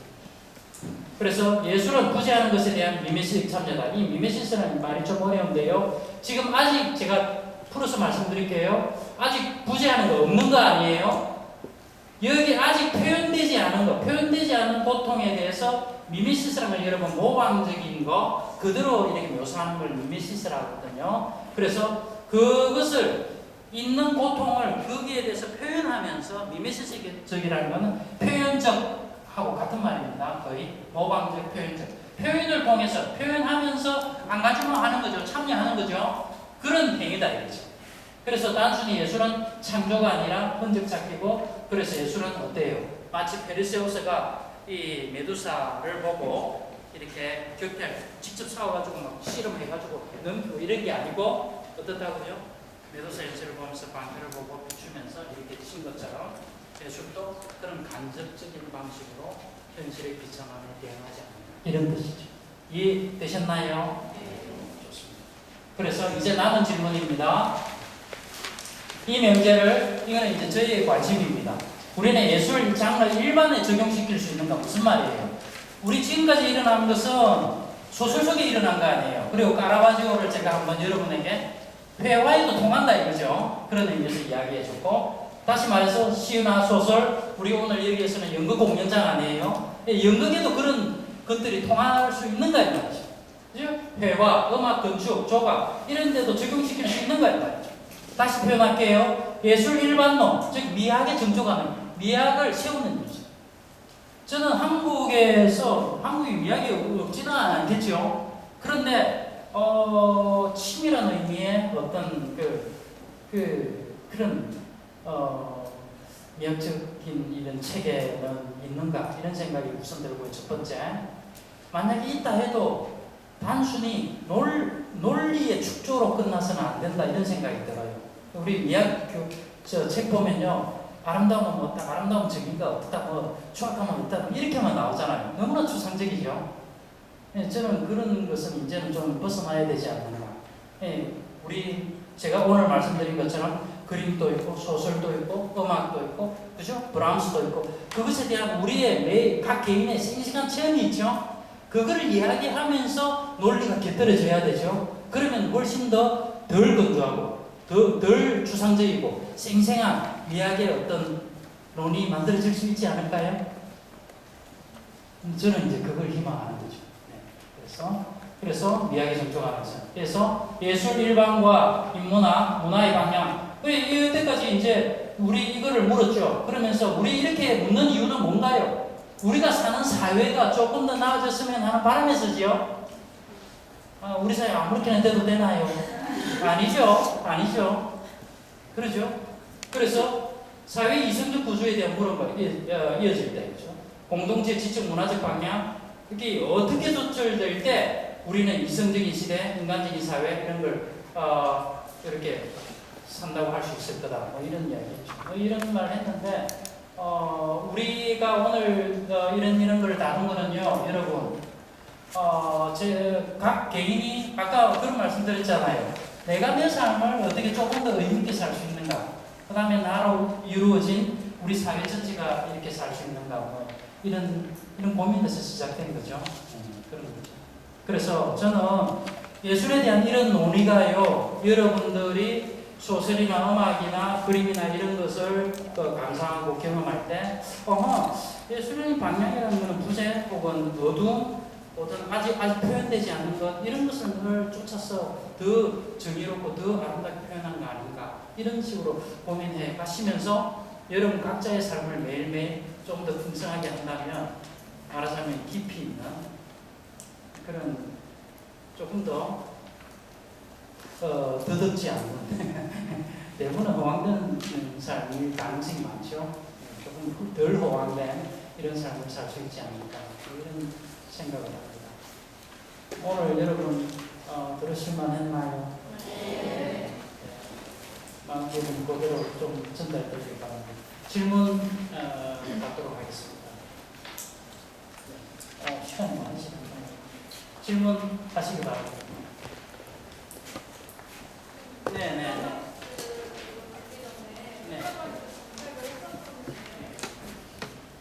메타버스에 대해서 강의 듣기 전에 검색을 해봤었는데요. 국내에 번역돼서 나온 책들이 많이 없더라고요. 거의 없다고 생각할 정도로. 근데 지금 제가 아직 그 교수님이 쓰신 그 책을 아직 구입하지 못했어요. 이번 첫 강의를 듣고 구입을 할 것 같은데, 여기 봤을 때 저항의 미학에 나오는 그 구절들을 인용하셨잖아요. 그거는 교수님께서 직접 인용을 하신 건지 아니면은 다른 식으로 어떻게 또 책이 있는지, 저항의 미학이 번역이 되어 있는지. 저기 미학은 지금 다른 출판사에서 어떤 다른 학자에 의해서 지금 출간될 예정입니다. 그래서 그것은 선표인데 간단하지 않은 책이지만 아주 중요한 하나의 한번 그런 책 가지고요 트레이닝하면요 상당히 훈련이 되죠. 곧 출간될 겁니다. 아직 우리나라에서는 메타버스와 관련해서 드라마 몇 편만 번역되어 있었죠. 소설은 아주 이거 힘듭니다. 거의 간단하지 않아요. 네, 또 질문하세요. 네. 뭐라고요? 자, 네. 스타일이라는 단어랑 개성이라는 단어가 유의어로 쓰이고 있는지 좀 여쭤보고 싶어요. 그러니까 우리나라 말의 중요한 개념어나 학술 용어를 터미놀로지라고 하잖아요. 이런 중요한 용어들에 대해서 이런 것들이 우리나라는 대부분 서양 학문의 영향을 받았기 때문에 이것을 정말 자기 피부에 맞게 정확하게 쓰는 경우가 좀 드문 경우가 많아요. 그래서 이런 거죠. 스타일이 뭔가 잘 이야기 안 하죠. 글 쓰는 사람마다 다르고 뭐 한데, 스타일이라는 건 당연히 그 사람의 가장 간단한 의미는 문체죠. 문체. 학자나 그 작가에게는요. 문체인데, 그 문체는 간단히 만들어지는 게 아니라 20년, 30년 막 공들여서 쓸 때 문체가 만들어지죠. 그런 점에서 그 안에는 개성이 녹아 있나요? 없나요? 있죠. 하위 개념인 거죠. 교수님이 쓰실 때 개성이라는 단어가 스타일의 하위 개념으로 그렇죠. 스타일은 훨씬 더 높은 개념이죠. 네. 그러니까 스타일 안에는 개성, 인격, 그 다음에 성격, 캐릭터 이런 것들이 다 포함되죠. 그러면서 삶의 넓은 의미로는 삶의 형식이죠. 라이프 스타일이 그래서 나온 말 아니에요. 라이프 스타일. 삶의 그 사람의 라이프 스타일은 괜찮아 할 때 그 사람의 삶의 형태죠. 이 생애가 삶의 나중에 라이프 스타일로 나오죠. 그 다음에 예술가에게는 라이프 스타일이라는 건 여러분 뭔가요? 아까 말씀드렸죠. 브람스이게 만드는 어떤 형태죠. 형식이죠. 선율이고. 그래서 우리는 그게 브람스가 적지 않았다고 몰라도 그거 보면 브람스적이네 해서 딱 보면 브람스예요. 그 스타일이 있기 때문에 그만의 고유한 독창성, 그 다음에 아이덴티티, 정체성 그런 거죠. 더 쉽게 이야기할게요. 순위가 있다고 합시다.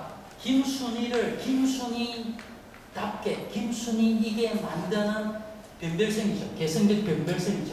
다른 사람과 차이 나는 차이점이죠. 그죠? 네. 감사합니다. 네. 그 다음에요. 질문 힘드시죠? 제 마치기 바랍니다. 네, 오늘 이거로 마치겠습니다.